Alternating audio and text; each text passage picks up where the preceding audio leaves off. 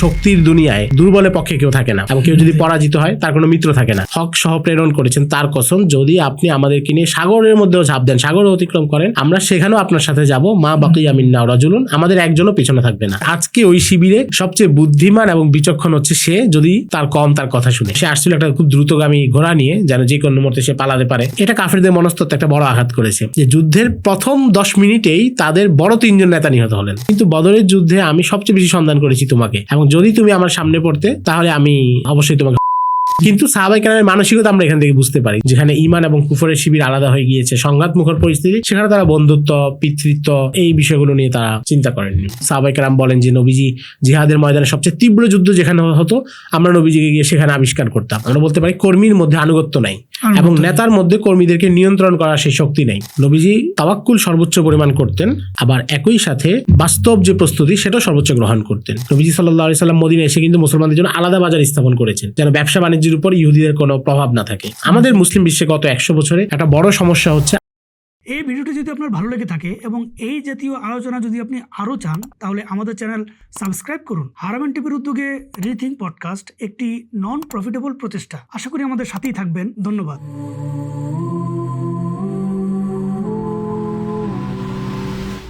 আজকে আমরা ঐতিহাসিক একটি ঘটনা, ইসলামের খুবই গুরুত্বপূর্ণ একটি যুদ্ধ, প্রথম যুদ্ধ বদর যুদ্ধ নিয়ে আপনার সাথে একটু আলোচনা করব, ডিসকাস করবো, বিষয়ে জানবো ইনশাল্লাহ। তো প্রথমে যেটা জানতে চাবো সেটা হচ্ছে আসলে বদর যুদ্ধ যে সংঘটিত হলো, এর প্রেক্ষাপটটা মূলত আসলে কি ছিল? বদরের যুদ্ধের যে প্রেক্ষাপট, এটার সাথে একটা বড় বিষয় জড়িত, সেটা হচ্ছে জিহাদের অনুমতি। আমরা জানি যে নবীজি সাল্লাল্লাহু আলাইহি ওয়াসাল্লাম যতদিন মক্কায় ছিলেন নানা ধরনের বাধা প্রতিবন্ধকতা ছিল, এবং কাফেররা সাহাবীদের উপর নির্যাতন করছিল, নবীজিকেও নির্যাতন করার চেষ্টা করছিল, কিন্তু তখনও কিন্তু প্রতিরোধের কোনো আদেশ আসে নাই এবং অনুমতি আসে নাই। এই জন্য সাহাবীরা দলবদ্ধভাবে কোনো প্রতিরোধ করেন নাই, কিংবা তাদের উপর আক্রমণ করেন নাই। পুরো সময়টা তারা ধৈর্যের সাথে কাটিয়েছেন, কারণ এটা হচ্ছে বাস্তব পরিস্থিতির কারণে আল্লাহ রাব্বুল আলামিন ওই মুহূর্তেই জিহাদের অনুমতি দেন নাই। কিন্তু যখন তারা মদিনায় হিজরত করলেন এবং সেখানে একটা ইসলামী সমাজ গড়ে তুললেন, এবং নবীজি মদিনায় হিজরত করার পর আমরা দেখি কয়েকটা কাজ করেছেন। প্রথম কাজ করেছেন, তিনি ইহুদিদের সাথে একটা চুক্তি করে ফেলেছেন, যেন তাদের কাছ থেকে নিরাপত্তা পাওয়া যায়, এবং মদিনার উপরে যদি কেউ বাহির থেকে আক্রমণ করে তাহলে ঐক্যবদ্ধভাবে সেটা মোকাবেলা করা হবে, কিংবা উভয়ের মধ্যে কোনো বৈষয়িক সমস্যা হলে সেটা নিষ্পত্তির দায়িত্ব নবীজির হাতে থাকবে, কর্তৃত্বটা। এর মাধ্যমে তিনি হচ্ছে আঞ্চলিক যে শত্রু, যারা তখন ইসলাম গ্রহণ করে নাই, তাদেরকে একটা নিয়ন্ত্রণের মধ্যে আনেন। এরপরে আমরা দেখি যে আল্লাহ রাব্বুল আলামিন জিহাদের অনুমতি দিয়ে দেন, এবং তখন ছোট ছোট অভিযান মদিনার আশপাশে যে গোত্রগুলো ছিল, অর্থাৎ যাদের কাছ থেকেও নিরাপত্তার একটা হুমকি ছিল, সেগুলোর সাথেও নবীজি সাল্লাল্লাহু আলাইহি ওয়াসাল্লাম সেখানে যান, তাদের কারোর সাথে চুক্তি করেন, অথবা কাউকে ভয় দেখিয়ে চলে আসেন।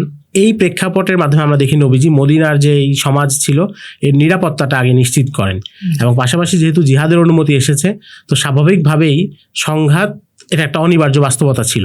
এবং দ্বিতীয় বিষয় হচ্ছে যে নবীজি যখন মক্কা থেকে মদিনায় হিজরত করলেন, এর মানে কিন্তু এমন না যে তিনি একটা জনপদ থেকে আরেকটা জায়গায় চলে গিয়েছেন, এখন কুরাইশরা আর তাকে নিয়ে মাথা ঘামাবে না, এমনটার কোনো সুযোগ ছিল না। কারণ স্বাভাবিকভাবে যে কোনো শক্তির কেন্দ্র, সভ্যতা বা রাজধানী, সে কখনোই চায় না তার বিপরীতে কোনো মতবাদ পাশেই মাথাচাড়া দিক। যদিও নবীজি মক্কা ত্যাগ করেছেন, কিন্তু মদিনায় মুসলমানদের একটা সমাজ আবার মাথাচাড়া দিবে, এটা কিন্তু কুরাইশদের পক্ষে মানা সম্ভব ছিল না। এই জন্য আমরা দেখি নবীজি মদিনায় হিজরত করার পরেও তারা কিন্তু বারবার বার্তা পাঠিয়ে মদিনায় তখনও যারা ইসলাম গ্রহণ করেনি তাদেরকে বলতেছিল যে তোমরা কেন আমাদের এদেরকে সাহায্য করতেছো, এদেরকে এখান থেকে বের করে দাও। এবং সাদ ইবনে মুআজ রাদিয়াল্লাহু তাআলা আনহু যখন মদিনা থেকে একবার মক্কায় আসেন এবং উমাইয়া ইবনে খলফের সাথে কাবার চত্বরে যান, তখনও কিন্তু আবু জাহেল তাকে ধমকি দিচ্ছিল যে তোমাকে আমরা শাস্তি দিব, কেন তোমরা মুহাম্মদকে সেখানে নিরাপত্তা দিচ্ছ। পরে যখন তাদের মনে পড়লো যে আমাদের বাণিজ্যিক কাফেলায় তো তারা সমস্যা করবে, তখন সে চুপ হয়েছে। তার মানে হচ্ছে যে নবীজি সাল্লাল্লাহু আলাইহি সাল্লাম হিজরত করার পরেও নিরাপদ ছিলেন না মক্কার কুরাইশদের হাত থেকে। কুরাইশরা নানাভাবে উস্কানি দেওয়ার চেষ্টা করতেছিল, এবং সংঘাতের একটা অনিবার্য বাস্তবতা ছিল যে কোনো মুহূর্তে একটা সংঘাত হতেই পারে। হিজরতের পর মূলত মুসলমানদের সামাজিক এবং রাজনৈতিক অবস্থা তখন কেমন ছিল? হিজরতের পর মুসলমানদের সামাজিক অবস্থার একটা সুবিধা ছিল যে তাদের জনসংখ্যা বেড়ে গিয়েছে, এবং আনসাররা তাদের সাথে যুক্ত হয়েছে। এবং নবীজি হিজরতের পর মুআখাতের একটা বিধান চালু করেন, যেখানে একজন আনসারি আরেকজন মুহাজিরের সাথে ভ্রাতৃত্বের বন্ধনে আবদ্ধ হন, এবং যেই মুহাজিররা তাদের নিজেদের সম্পদ, অনেক ক্ষেত্রে পরিবার রেখে চলে এসেছেন, তারা যেন এখানে নতুন পরিবার পান, নতুন বাসস্থান এবং ব্যবসার উপাদান উপকরণ পান, সে একটা ব্যবস্থা করেন। ফলে মুসলমানদের সমাজটা একটা শক্তিশালী বন্ধনে আবদ্ধ হয়, এবং মুহাজিররা যদিও দুর্বলভাবে মক্কা থেকে মদিনায় হিজরত করেছিলেন, কিন্তু মুআখাতের কারণে তারা একটা আশ্রয় খুঁজে পান। তাদের পরিবার, তাদের বাসস্থান, ব্যবসার উপকরণ সবকিছু তারা এখানে পান। ফলে সমাজের ভিতরে যে সংহতি এবং ঐক্য সেটা মজবুত হয়। পাশাপাশি রাজনৈতিক জায়গা থেকে ধীরে ধীরে মুসলমানরা নিজেদের শক্তিগুলো প্রকাশ করতেছিল, যেহেতু আশপাশের ছোট ছোট গোত্রগুলোর উপরে তারা অভিযান পরিচালনা করতেছিল এবং এদের মধ্যে অনেকে তাদের সাথে চুক্তি করে। যেমন একটা বিখ্যাত গোত্র ছিল বনু জামরা মুসলমানদের সাথে মিত্রতার চুক্তিতে আবদ্ধ হয়। তার মানে মুসলমানদের রাজনৈতিক প্রভাবটাও ধীরে ধীরে বাড়তেছিল। এবং কুরাইশ এবং ইহুদিদের যে 3টা বিখ্যাত গোত্র বনু কাইনুকা, বনু নজির, বনু কুরাইজা, তারাও কিন্তু মুসলমানদের সাথে মদিনা সনদ যেই চুক্তি সেটাতে কিন্তু তারা একমত হয়েছিল। তার মানে মুসলমানদের রাজনৈতিক শক্তিটাও বাড়তেছিল। অর্থাৎ নতুন যে মুসলমানদের যে সমাজ প্রতিষ্ঠা হয়েছে ধীরে ধীরে এটা বিকশিত হচ্ছিল। জি জি। বদর যুদ্ধ যে সংঘটিত হয়েছে এটা কি আসলে আগে থেকে পরিকল্পিত ছিল নাকি আসলে পরিস্থিতির কারণে বাধ্য হয়ে এটা আসলে করতে হয়েছে মুসলমানদের? বিষয়টা কি ছিল আসলে? বদরের যুদ্ধ হিসেবে সরাসরি এটা পরিকল্পিত ছিল না, বরং মুসলমানদের উদ্দেশ্য ছিল কুরাইশদের যে বাণিজ্যিক কাফেলা সেটাকে থামানো, কিন্তু পরবর্তীতে যুদ্ধের দিকে গড়ায়। এবং নবীজি সাল্লাল্লাহু আলাইহি ওয়াসাল্লাম বদরের যুদ্ধের জন্য যে প্রস্তুত ছিলেন না সেটা আমরা দেখি যে যুদ্ধের আগ মুহূর্তে তিনি সাহাবীদের সাথে পরামর্শ করছেন যে তোমরা এখন আমাকে কি পরামর্শ দাও, আমরা কি লড়াইয়ে লিপ্ত হব নাকি ফিরে যাব? আমরা জানি যে এই যুদ্ধের ক্ষেত্রে আবু সুফিয়ান ওনার যে কাফেলাটা ছিল এই কাফেলাটি অনেক বড় ভূমিকা ছিল আর কি। পুরো ওনার কাফেলাকে নিয়েই ঘটনাটা ঘটেছিল। সেক্ষেত্রে আসলে মানে ওনার কাফেলার পুরো ঘটনা কিভাবে যুদ্ধের সূচনা হয় এই বিষয়টি একটু আমাদেরকে বিস্তারিত বললে। এটা হচ্ছে 2য় হিজরির জমাদিউল আউয়াল মাসের কথা। তখন আবু সুফিয়ানের একটা বাণিজ্যিক কাফেলা, তা আপনারা জানেন যে ইয়ামানে এবং সিরিয়াতে মক্কার লোক ব্যবসা বাণিজ্য পরিচালনা করতো। তো আবু সুফিয়ানের অনেক আগ থেকে, এটা হাশিমের যুগ থেকে, এবং তিনি হচ্ছে নবীজির যে পূর্বপুরুষ হাশিম, তিনি হচ্ছে আরবের বিভিন্ন গোত্রের সাথে বাণিজ্যিক চুক্তি করেন যে তোমাদের অঞ্চল দিয়ে আমরা যখন ব্যবসা করতে যাব তোমরা আমাদেরকে লুটতরাজ করবে না, আমাদেরকে নিরাপত্তা দিবে, বিনিময়ে তোমাদের সাথে আমাদের একটা আর্থিক লেনদেন হবে। তো ওই চুক্তির কারণে পুরো পথ তাদের জন্য নিরাপদ ছিল, তারা দীর্ঘ পথ অতিক্রম করে ব্যবসা করতে যেতেন। তো আবু সুফিয়ান তার একটা কাফেলা নিয়ে সিরিয়ার দিকে বাণিজ্যের উদ্দেশ্যে গমন করে। নবীজি সাল্লাল্লাহু আলাইহি ওয়াসাল্লাম যখন এই সংবাদ পান তখন তিনি 200 মতো সাহাবীকে নিয়ে তাদের কাফেলাকে ধাওয়া করতে যান। ইচ্ছা ছিল যে তাদেরকে আক্রমণ করে সেখান থেকে তাদের সম্পদ নিয়ে নেওয়া, কিন্তু ঘটনাক্রমে আবু সুফিয়ান এর আগেই এলাকা অতিক্রম করে চলে যান এবং মুসলমানরা ফিরে আসে। এটাকে বলে উসাইরার অভিযান। তো উসাইরার অভিযানটা ব্যর্থ হয় যে এই অর্থে যে আবু সুফিয়ানের নাগাল তারা পাননি। এরপরে নবীজি অন্যান্য কাজ করেছেন। এর মধ্যে আবার খবর আসলো যে আবু সুফিয়ানের বাণিজ্যিক কাফেলা সেটা হচ্ছে সিরিয়া থেকে ফিরছে। এই সংবাদ নবীজি পান কিভাবে? কারণ নবীজি গুপ্তচর রেখেছিলেন। আপনি জানেন যে নবীজি সাল্লাল্লাহু আলাইহি ওয়াসাল্লামের গোয়েন্দা ব্যবস্থাপনা এটা খুবই শক্তিশালী ছিল এবং আরবের মানুষের কাছে তখন এটা পরিচিতও ছিল না। এবং আমরা দেখি যে নবীজির গোয়েন্দা ব্যবস্থা এত শক্তিশালী ছিল যে নবীজি সবসময় কাফেরদের ব্যাপারে তথ্যগুলো জেনে যেতেন, কিন্তু মদিনা থেকে কোনো তথ্য পাচার হয় সেখানে গিয়েছে এমনটা আমরা দেখি না। 1-2বার ঘটনাক্রমে যাচ্ছিল, সেটা আল্লাহ রাব্বুল আলামিন ওহীর মাধ্যমে জানিয়ে দেওয়ার কারণে সেগুলো ফিরিয়ে নিয়ে আসা হয়েছে। তো এই পরিস্থিতিতে যখন নবীজি জানলেন যে আবু সুফিয়ানের কাফেলা ফিরে আসছে, যে গোয়েন্দাদেরকে রেখেছিলেন তারা একজন এসে মদিনায় যখন নবীজি সাল্লাল্লাহু আলাইহি ওয়াসাল্লামকে জানালেন যে আবু সুফিয়ানের কাফেলা ফিরে আসছে, নবীজি তখন উপস্থিত সাহাবীদেরকে নিয়েই ঘোষণা করলেন যে ইন্না লানা তলিবা ফামান কানা যহরুহু হাজিরান ফালিয়ারকাব মা'ানা, যে আমাদের এখনই যেতে হবে, আমাদের এখনই একটা তাড়া আছে, একটা কাজ এসেছে, তোমাদের যার যার বাহন প্রস্তুত আছে এই মুহূর্তে আমার সাথে যেতে পারবে, তারা আমার সাথে চলো। এবং নবীজি এখানে কিন্তু কোথায় যাচ্ছেন কি করতেছেন সেটাও বলেন নেই। এটা হচ্ছে একটা সতর্কতা। আপনি জানেন তখন পর্যন্ত মদিনায় মুনাফিকরা ছিল এবং নবীজি জানতেন, ফলে নবীজির পরিকল্পনা যেন ফাঁস না হয়, বাইরে যেন কেউ জানতে না পারে, নবীজি সেই ব্যবস্থা নিয়েছেন। এবং বেশিরভাগ জিহাদের ক্ষেত্রেই আমরা দেখি নবীজি অভিযানের আগে, অভিযানের ক্ষেত্রে তার পরিকল্পনা কি, তিনি কোন পর্যন্ত যেতে যাচ্ছেন, এগুলো সাহাবীদের কেউ বলতেন না। একটা নির্দিষ্ট দূরত্ব পার হওয়ার পরে, একটা সময় অতিবাহিত হওয়ার পরে তারপর তিনি তার পরিকল্পনাটা খুলে বলতেন। তো নবীজি সাল্লাল্লাহু আলাইহি ওয়াসাল্লাম সাহাবীদেরকে নিয়ে তখন তিনি রওনা হলেন এবং তাদের সংখ্যা ছিল 310, 13, 9 বিভিন্ন সংখ্যা আছে, 300 থেকে কিছু বেশি সাহাবীদের সংখ্যা ছিল। এবং এই সংখ্যাটা কম থাকার কারণ হচ্ছে যে নবীজি যেহেতু খুব দ্রুত রওনা হয়েছেন, ওই মুহূর্তে যাদের বাহন প্রস্তুত ছিল না কিংবা যারা মদিনার বাইরে ছিলেন, ইহুদিদের বাজারে ছিলেন কিংবা অন্য কোনো কাজে ব্যস্ত ছিলেন, তারা এখানে শরীক হতে পারেননি। আবার কেউ কেউ ইচ্ছা থাকার পরেও শরীক হতে পারেননি, যেমন ওসমান রাদিয়াল্লাহু তাআলা আনহু, তার স্ত্রী তখন অসুস্থ ছিলেন, নবীজি তাকে অনুমতি দিয়েছেন তুমি মদিনায় অবস্থান করো। তো এই 300 জনের কাফেলা নিয়ে 312-13 জন বা 20 জন, মানে 300 চাইতে কিছু বেশি, আমরা 313ই বলি যেহেতু এটা একটা বর্ণনা আছে এবং এটা বেশ প্রসিদ্ধ। এই কাফেলা নিয়ে নবীজি সাল্লাল্লাহু আলাইহি ওয়াসাল্লাম আবু সুফিয়ানের বাহিনীকে আবু সুফিয়ানের বাহিনীকে আক্রমণ করতে যান। এবং এখানে আক্রমণ করার একটা বড় কারণ ছিল আবু সুফিয়ানের বাহিনীতে প্রচুর বাণিজ্যিক সম্পদ ছিল, এবং এই সম্পদের একটা বড় অংশ ছিল মক্কায় সাহাবিরা যেই নিজেদের সম্পদ রেখে এসেছিলেন সেগুলো তারা তো নিয়ে নিয়েছেন।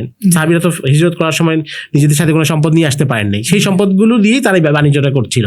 এবং এই কাফেলাটা এত বড় ছিল যে মক্কার সকল পরিবারের কারো না কারো এখানে ইনভেস্টমেন্ট ছিল, অর্থাৎ অনেক বড় একটা কাফেলা ছিল। এবং কাফেলার সৈন্য সদস্য সংখ্যা ছিল 40 জনের মতো, যেহেতু বাণিজ্যিক কাফেলা।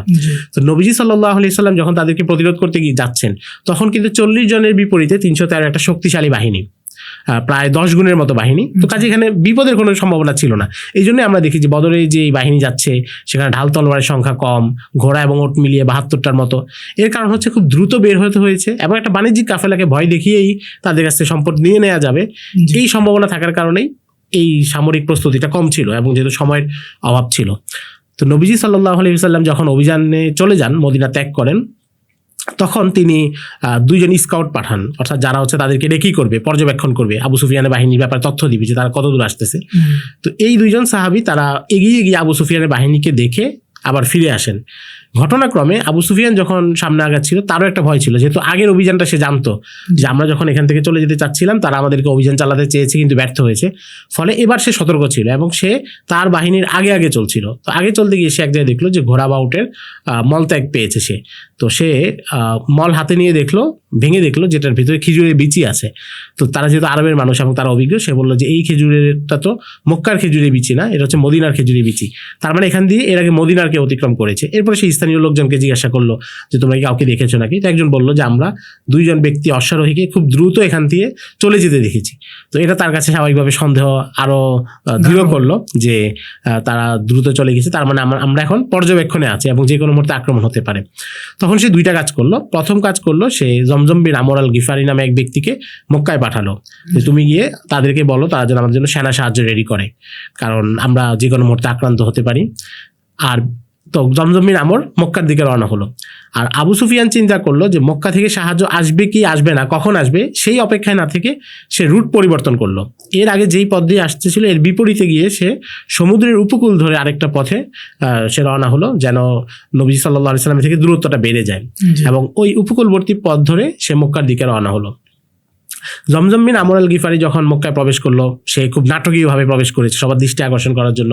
সে নিজের পোশাকের কাপড় ছিঁড়ে ফেলেছে, বাহনে উল্টা হয়ে বসেছে, কান্না করছিল, মাথার চুল টানছিল, বিলাপ করছিল, এবং গিয়ে সে মক্কার কাবার পাশে গিয়ে সবাইকে চিৎকার করে ডাকলো, ইয়া আলা কুরাইশ, ইয়া আলা লুয়াই ইবনে গালিব, কুরাইশের লোকজন তোমরা কোথায় আছো? আল্লাহ তিমা আল গাউস, আমাদের যে বাণিজ্যিক কাফেলা আছে সেখানে আক্রান্ত হতে যাচ্ছে, আমাদের সাহায্য দরকার। ওয়াল্লাহি মা আরা আন তুদরিকুহা, তোমরা যে তাদেরকে নিরাপদ করতে পারবে আমি এটাও মনে করতেছি না, মানে এত দ্রুত আক্রমণটা হবে, তোমরা যে সময় মতো সেখানে পৌঁছাতে পারবা এটারও সম্ভাবনা দেখতেছি না। তো স্বাভাবিকভাবে যেহেতু সবার বাণিজ্যিক সম্পদগুলো এখানে আছে, এটা রক্ষার জন্য তাদের মধ্যে তীব্র প্রতিক্রিয়া হলো এবং দ্রুত সবাই রেডি হলো যে আমরা তাহলে তাদেরকে রক্ষা করতে যাব এবং আমরা অভিযান চালাবো। তো এর মধ্যে হচ্ছে এই চিন্তা ভাবনা পরামর্শ চলতেছে, এর মধ্যেই আবু সুফিয়ান আবার দ্বিতীয় বার্তা পাঠালেন যে তারা যেহেতু উপকূলবর্তী রাস্তা ধরেছে, কাজে এখন তারা নিরাপদ হয়ে গেছে এবং একটা দূরত্ব অতিক্রম করার পরে তো তারা বুঝতে পারছে যে এখন আর হামলার আশঙ্কা নাই, আমরা নিরাপদ দূরত্বে চলে এসেছি। তো তখন সে চিঠি পাঠালো যে কদ নাজাত এইরকম, আবু সুফিয়ান পাঠালো যে তোমাদের যে এই বাণিজ্যিক কাফেলা সেটা নিরাপদ হয়ে গিয়েছে, ফালা তুজিরু আনফুসাকুম আহলা ইয়াসরিবা, তোমরা মদিনাবাসীর সামনে এখন নিজেদেরকে বিপদে ফেলো না, ফালা হাজাত লাকুম ফিমা ওয়ারা যালিক, যেহেতু কাফেলা নিরাপদ হয়ে গিয়েছে এখন আর এরপরে কি হচ্ছে এটা নিয়ে তোমাদের মাথা ঘামানোর দরকার নাই। ইন্নামা খরাজতুম লিতামনাউ আমওয়ালাকুম ওয়া আইরাকুম ওয়া কাদ নাজ্জাহাল্লাহ, তোমরা তো অভিযানে বেরিয়ে হচ্ছ তোমাদের সম্পদকে নিরাপদ করার জন্য, আর আল্লাহ তো সেটা নিরাপদ করেই দিয়েছেন, কাজে আর অভিযানের দরকার নেই। এটা হচ্ছে আমরা বলতে পারি যে তাদের যুদ্ধ পরিকল্পনায় প্রথম ভেটো আবু সুফিয়ানের পক্ষ থেকে, যে না তোমরা যাওয়ার দরকার নেই। এরপর সেখানে উতবা ইবনে রবিয়া সেও বললো যে অভিযান আর যাওয়ার দরকার নেই, যেহেতু আমরা যে কারণে যেতাম সেটা তো পূরণ হয়ে গিয়েছে, আমাদের সম্পদ নিরাপদে ফিরে আসতেছে। উমাইয়া ইবনে খলফ তারও চিন্তা ছিল যে না আমাদের অভিযান করার দরকার নাই, আমরা চলে আসি। কিন্তু আবু জাহাল হচ্ছে অভিযানের জন্য চূড়ান্তভাবে উদগ্রীব ছিল যে না আমাদের অভিযান চালাতেই হবে, আমরা লড়াই করতেই যাব। তো তারা বলতেছে যে এখন তো হামলাই হচ্ছে না, 2 বাহিনী কেউ কারো মুখোমুখি হয় নাই, তাহলে তুমি কোথায় লড়াই করবে? তো সে বললো যে লড়াই করতে না পারলে আমরা বদরের প্রান্তরে যাব। বদরের যেই ময়দান, যেটা একটা উপত্যকার মতো, আশপাশে ছোট টিলা, আমরা সেখানে যাব। লা ওয়াল্লাহি লা নারজিউ হাত্তা নারিদা বাদরান, যে আমরা যতক্ষণ পর্যন্ত বদর যাব না, মানে বদরে আমরা গিয়েই ছাড়বো, বদরে গিয়ে আমরা অবশ্যই অবস্থান করব। আমাদের উদ্দেশ্য কি? তাসমাউ বিনাল আরাবু ওয়া বিমাসিরিনা, পুরো আরব যেন আমাদের শৌর্য বীর্য এটার কথা শুনে, মানে আরব যেন আমাদের প্রতি প্রভাবিত হয় যে মুহাম্মদের বাহিনী তাদেরকে আক্রমণ করতে গিয়েছে, তারা পাল্টা আবার বের হয়েছে, কেন্দ্র দখল করেছে, মাঠ তাদের দখলে ছিল, এটা যেন তারা মনে করে। আর সেখানে গিয়ে আমরা কি করব? ফানুকিমু সালাসান আলা বাদরিন, বদরে আমরা 3 দিন অবস্থান করব। নানহারুল জুজুরা, উট জবাই করব। ওয়ানুতিমুত তাআম, সেখানে খাবার দাবার খাবো। ওয়ানাশরাবুল খামর, মদ পান করব। ওয়া তাজিফুল কিয়ানু আলাইনা, এবং নর্তকীদেরকে দিয়ে আমরা পার্টি করব। তার মানে আবু সুফিয়ানও, আবু জাহলও তখনও মনে করতেছে যুদ্ধ হবে না, যেহেতু লড়াই হয় নাই এবং মুহাম্মদের বাহিনী ফিরে যাবে, আমরা সেখানে গিয়ে আমাদের শক্তি দেখাবো। আমরা শক্তি প্রদর্শনমূলক শক্তি প্রদর্শন, যে অনেক সময় হয় না যে বাহাসে এক পক্ষ আসে নাই, তো অপর পক্ষ তো যাবে যে না আমরা উপস্থিত হয়েছি, তারা আসে নাই। তো আবু জাহেল হচ্ছে সেই জিনিসটা দেখাইতে যাচ্ছে। তো এটা করে তারা জনসংখ্যা একত্রিত করলো, 1100-1200 মতো লোকজন একত্রিত হলো যুদ্ধের জন্য। এবং তখন উতবা ইবনে রবিয়া তাদেরকে বাধা দিচ্ছিল যে আমাদের তো বাহিনী নিরাপদে আসছে, এখন আর যাওয়ার দরকার নেই। এবং উতবা ইবনে রবিয়া কথা সে পাত্তা দিচ্ছিল না, অন্যদের কথা পাত্তা দিচ্ছিল না। তো তারা যখন মক্কা থেকে বের হয়, তখন তাদের সাথে একটা গোত্র ছিল বনু জাহরা। এটা হচ্ছে নবীজি সাল্লাল্লাহু আলাইহি ওয়াসাল্লামের নানার বংশ, আমিনা তিনি এই বংশের ছিলেন। তো নবীজির নানার বংশ হওয়ার কারণে নবীজির সাথে তাদের একটা আত্মীয়তা ছিল। এবং তাদের যে সর্দার ছিলেন আখনাফ ইবনে কাইস, তো আখনাফ ইবনে কাইস তিনি খুব বিচক্ষণ মানুষ ছিলেন। তো তিনি একটু মক্কা থেকে একটু বের হওয়ার পরেই তার লোকদেরকে বললেন, ইন্নামা মুহাম্মাদুন হুয়া রাজুলুম মিনকুম, মুহাম্মদ তো তোমাদেরই লোক, ইবনে উখতিকুম তোমাদের বোনের ছেলে, তোমাদের আত্মীয়তার লোক। ইনকানা ফাইয়াকু নাবিয়ান, তিনি যদি সত্যিকার অর্থেই নবী হন, তাহলে ফানতুম আসাদু বিহি, তাহলে এটা তো তোমাদের সৌভাগ্য, তোমাদেরই গৌরবের বিষয়, তোমাদের বংশের একজন নবী। ওয়াইয়াকু কাযিবান, আর যদি তিনি মিথ্যাবাদী হন, তাহলে তোমরা তাকে হত্যা করার চাইতে, তোমাদের বোনের ছেলেকে তোমরা হত্যা করার চাইতে অন্য কেউ হত্যা করা ভালো। তারপর তিনি বললেন যে ফারজিউ, তোমরা আমার সাথে ফিরে চলো। ওয়াজআলু জুবনাহু বি, আর তোমরা ফিরে গেলে আবু জাহেল তোমাদেরকে কাপুরুষ বলবে, তোমাদেরকে যে একটা লজ্জা দিবে, সেটা আমার উপর চাপায় দাও, যে আমাদের সর্দার যেতে রাজি। আর আপনি জানেন যে আগের যুগে কোনো গোত্রের নেতা ছাড়া কিন্তু সাধারণ মানুষ কোনো অ্যাক্টিভিটিতে যাবে না, তার নেতাকে যেতে হবে। তো বলছে যে তোমরা আমার উপর দোষ চাপিয়ে দাও যে আমি কাপুরুষ, আমি যেতে চাচ্ছি না। এটা বলে তিনি 100 সৈন্যের মতো ছিল, এদেরকে নিয়ে তিনি ফিরে যান। তো শেষ পর্যন্ত কুরাইশদের এই বাহিনীর সৈন্য সংখ্যা সেটা এসে উপনীত হয় 1000-এ। এবং এই 1000 নিয়ে তারা বদরের প্রান্তরের দিকে অগ্রসর হতে থাকে। তো এটা হচ্ছে যে আমরা বললাম যে আবু সুফিয়ানের কাফেলার ভূমিকাটা ছিল এটা। মুসলমানরা সেটাকে প্রতিহত করতে গিয়েছিলেন, কিন্তু যখন তারা মুসলমানদের আগমনের সংবাদ পায়, তখন তারা মক্কায় সাহায্য চেয়ে পাঠায়। এবং পরে তারা নিরাপদে মক্কায় ফিরে গেলেও আবু জাহেল চাচ্ছিল যে তারা বের হবে এবং মুসলমানদেরকে দেখিয়ে দিবে, বা ওই যে তার উদ্দেশ্য যেটা তাসমাউ বিনাল আরব, পুরো আরব যেন আমাদের ব্যাপারে জানে এবং শুনে। তো এইভাবে পরিস্থিতিটা যুদ্ধের দিকে চলে আসে। যুদ্ধ তো হলো, সেটা আমরা জানি, কিন্তু যুদ্ধের আগে কি কূটনৈতিক কোনো চেষ্টা হয়েছিল যে যুদ্ধ যেন আটকানো যায় বা যুদ্ধ যেন না হয়? না, যুদ্ধের আগে কোনো কূটনৈতিক চেষ্টা হয় নাই। এবং কারণ হচ্ছে তখনকার বাস্তবতা আপনি দেখেন, যুদ্ধের আগে কূটনৈতিক চেষ্টাটা কি হবে? এক পক্ষ হচ্ছে যে কাফেররা তো নিজেরা এগিয়ে আসতেছে আক্রমণের জন্য। পরিস্থিতি যেটা বললেন যে না তারা আক্রমণ না, তারা এখানে জাস্ট একটা নিজের শক্তি তারপরে এগুলো প্রদর্শনের জন্য মূলত তারা যাচ্ছে। এই তো মানে যাই হোক, মানে তারা তো তাদের এলাকা থেকে বের হচ্ছে। এখন মুসলমানরা তাদেরকে হয়তো বলতে পারে যে আপনার সাথে আমরা যুদ্ধ করবো অথবা করবো না, কূটনৈতিক চেষ্টা তো এর বাইরে কিছু নাই। হয়তো বলবে যে আমরা শান্তি চুক্তি চাই। তো এটা যদি চাই, মুসলমানরা যদি বলতেন যে আমরা তোমাদের সাথে লড়াই করতে চাই না, আমরা তোমাদের ছোট কাফেলাকে ধরতে গিয়েছিলাম, সেটা পারিনি, এখন আর লড়াই করতে চাই না, তাহলে তো আবু জাহেলের উদ্দেশ্যটাই বাস্তবায়ন হবে। তাসমাউল আরব বিনা, পুরো আরবে তাদের শৌর্যবৃত্তি প্রকাশ পাবে। এবং মুসলমানরা 2 বছর ধরে মদিনার সমাজকে যেই পর্যায়ে এনেছেন, আশপাশের গোত্রগুলোর সমীহ অর্জন করতেছিলেন, এটা পুরোটা ভেঙে যাবে রাতারাতি। এবং আপনি জানেন যে শক্তির দুনিয়ায় কিন্তু দুর্বলের পক্ষে কেউ থাকে না, এবং কেউ যদি পরাজিত হয় তার কোনো মিত্র থাকে না। তো তাহলে নবীজি যে প্রভাব এতদিন ধরে অর্জিত হচ্ছিল, কূটনীতিক চেষ্টার এখানে সুযোগ ছিল না যে যেটার মাধ্যমে তারা যুদ্ধ বন্ধ করবেন। এখানে পরিণতি এটাই ছিল যে তারা যেহেতু আসতেছে, এখানে যুদ্ধ করতে হবে।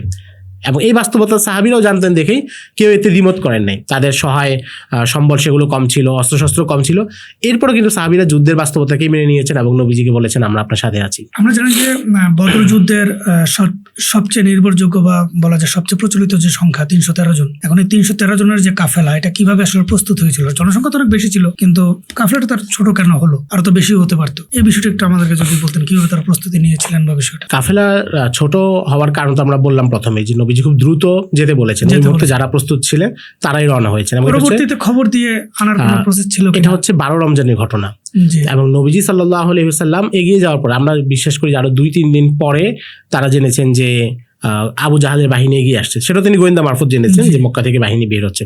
তো ওই মুহূর্তে আসলে মদিনা থেকে আলাদা আবার লোক নিয়ে এখানে আলাদা সুযোগ ছিল না। ওই মুহূর্তে লড়াইটাই বাস্তবতা এবং লড়াই করতে হবে একদম শেষ মুহূর্তে।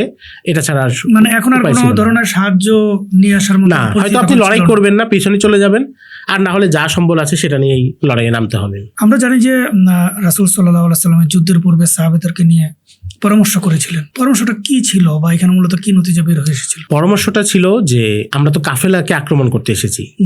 এখন কাফেলা আমাদের হাতছাড়া হয়েছে এবং কুরাইশদের শক্তিশালী বাহিনী এগিয়ে আসছে, যারা আমাদের চাইতে 3 গুণ বেশি সংখ্যাধিক্যে, এবং যেখানে তাদের সবচেয়ে বড় বড় লিডার যারা যুদ্ধবাজ নেতা সবাই উপস্থিত আছে।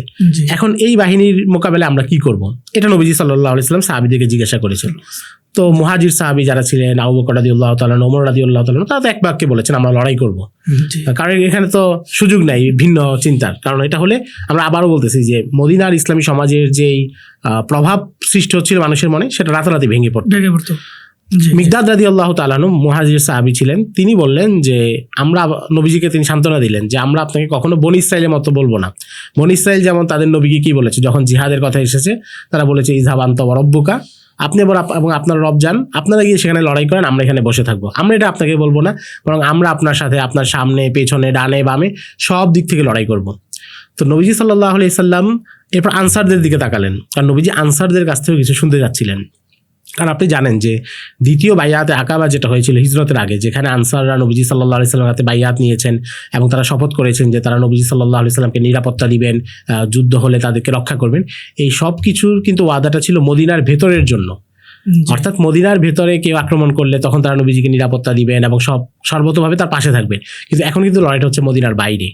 ফলে এই মুহূর্তে নবীজি আনসারদের একটা সম্মতি চাচ্ছিলেন যে তারা এই ক্ষেত্রে কি বলে। তখন আনসারদের নেতা সাদ ইবনে মুআজ রাদিয়াল্লাহু তাআলা আনহু দাঁড়ালেন এবং তিনি নবীজি সাল্লাল্লাহু আলাইহি সাল্লামকে উদ্দেশ্য করে একটা বিখ্যাত বক্তব্য দিলেন, যেটা সিরাতে এবং ইতিহাসে খুবই প্রসিদ্ধ। তিনি নবীজি সাল্লাল্লাহু আলাইহি ওয়াসাল্লামকে বললেন যে ওয়াল্লাযী বাআসাকা বিল হাক্কি লাবিস্তারাততা বিনা হাযাল বাহরা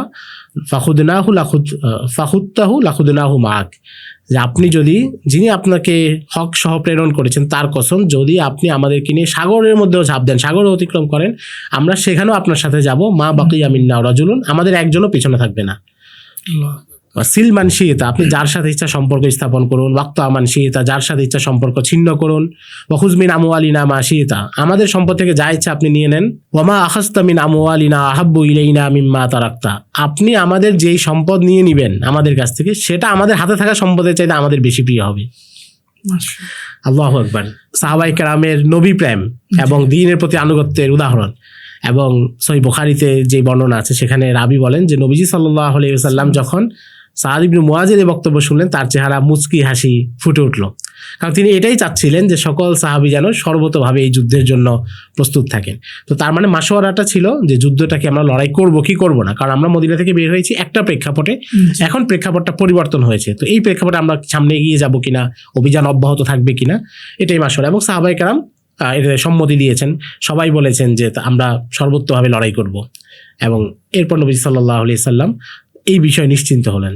আপনার এই বক্তব্য থেকে তো একটা বিষয় আমরা ক্লিয়ার হলাম, সেটা হচ্ছে যে রাসূল সাল্লাল্লাহু আলাইহি ওয়াসাল্লাম ওনার কাছে আল্লাহ তাআলা ওহী প্রেরণ করেন এবং চাইলে উনি নিজেও বিষয়টা সিদ্ধান্ত নিতে পারতেন, কিন্তু উনি সেটা না করে ওনার সাথে সাহাবাদেরকে সাথে নিয়ে উনি পরামর্শ করেছেন। এটা খুব গুরুত্বপূর্ণ একটা বিষয় যে কোনো গুরুত্বপূর্ণ বিষয় যদি আমরা সিদ্ধান্ত নিতে চাই, সেক্ষেত্রে আমাদের আশেপাশে যারা আছে তাদের সাথে আমরা পরামর্শ করা খুব গুরুত্বপূর্ণ একটা সুন্নাহ।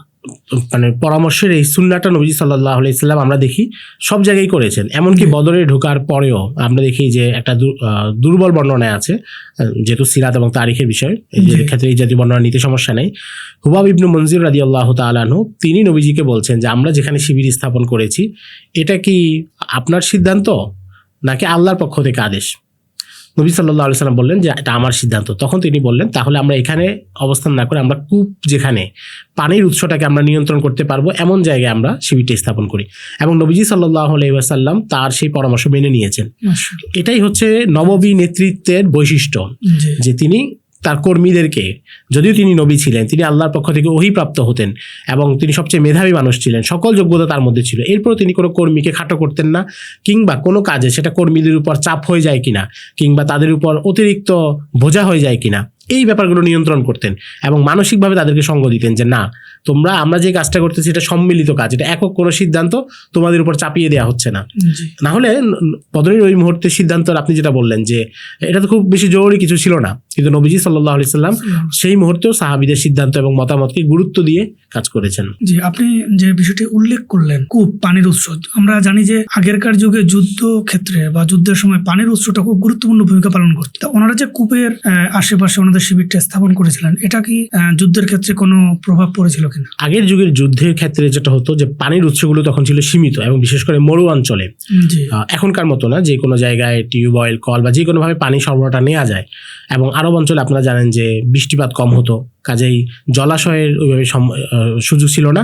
কূপ বা ছোটখাটো পানির যেসব উৎস ছিল সেটাকে সবাই রক্ষা করতে হতো, কারণ যুদ্ধ যখন হতো তখন তাদের পানি প্রয়োজন হবে, সৈন্যরা ক্লান্ত হবে এবং পানি বহন করার জন্য এখন যেমন অত্যাধুনিক অনেক ব্যবস্থা আছে তখন সেটাও ছিল না। তখন মানুষ ছোট ছোট থলে, চামড়ার ব্যাগ, সেগুলোতে পানি সরবরাহ করত। তো যুদ্ধ যখন শুরু হয় তখন মুসলমানদের কাছে পানির উৎসের সন্ধান থাকা, এটা মুসলমানদেরকে একটা সাহস জুগিয়েছে যে তারা ক্লান্ত হবে না। কুরাইশদের কাছেও পানির উৎস ছিল, অর্থাৎ কিছু উৎসের মধ্যে কুরাইশদেরও নিয়ন্ত্রণ ছিল। কিন্তু মুসলমানদের যেটা সুবিধা হয়েছে যে তারা মানসিকভাবে শক্তিশালী ছিল। মানে অনেক সময় হয় না যে আপনি একটা কাজ করতেছেন কিন্তু আপনার মনে ভয় আছে আমি যদি ক্লান্ত হয়ে যাই তখন আমি কি করব, কিন্তু যখন আপনার পেছনে এটা নিশ্চিন্ত থাকে যে আপনার পানি সরবরাহ ঠিক আছে, আপনি ক্লান্ত হলে যে কোনো মুহূর্তে আসতে পারবেন, হ্যাঁ আপনি ব্যাকআপ পাচ্ছেন, এটা কিন্তু মানসিক একটা বড় শক্তি দেয় এবং মানুষের সাহসটা বেড়ে যায়। তো এইটা হচ্ছে একটা বড় ভূমিকা এখানে রেখেছিল। আমরা জানি যে বদর যুদ্ধের সময় কাফেরদের সৈন্য সংখ্যা ছিল প্রায় 1000+ এবং মুসলমানদের সংখ্যা ছিল 313। তো যুদ্ধের ঠিক আগের রাত্রের কিছু বিষয় আমাদের সাথে শেয়ার করেন, কি পরিস্থিতি ছিল? তো 17ই রমজান রাতে, অর্থাৎ আরবি হিসেবে তো রাতটা আগে আসে, যুদ্ধের আগের দিন রাতে নবীজি সাল্লাল্লাহু আলাইহি সাল্লাম শিবির স্থাপন করেছেন। এবং আলী রাদিয়াল্লাহু তাআলা থেকে মুসনাদে আহমদ ইবনে হাম্বলে একটা বর্ণনা আছে, তিনি বলেন যে সেদিন নবীজি ছাড়া অন্য অনেকেই ঘুমাচ্ছিলেন, কিন্তু নবীজি পুরো রাত নামাজ পড়ছিলেন, দোয়া করছিলেন এবং কান্না করছিলেন। এবং আপনি জানেন যে নবীজি পরের দিনও কান্না করেছেন, যুদ্ধের সময় বারবার আল্লাহর কাছে দোয়া করে কান্না করতেছিলেন এবং বলতেছিলেন আল্লাহুম্মা ইন তুহলিক হাযিহিল ইসাবাতা মিন আহলিল ইসলাম ফালা তু'বাদু ফিল আরদ। আল্লাহ, আপনি যদি জমিনের এই ছোট দলটাকে ধ্বংস করে দেন তাহলে পৃথিবীতে আপনার ইবাদত করা হবে না, আপনার ইবাদত করার মতো কেউ থাকবে না। এটা বলে তিনি বারবার দোয়া করতেছিলেন। আবার তিনি একই সাথে সাহাবীদেরকেও মানে প্রশান্তি দিচ্ছিলেন এবং সাহাবীদেরকেও সান্ত্বনা দিচ্ছিলেন। তিনি বলছেন ফাইনাল্লাহা ওয়া'আদানি ইহদা তাইফাতাইন, আল্লাহ আমাকে বিজয়ের প্রতিশ্রুতি দিয়েছেন।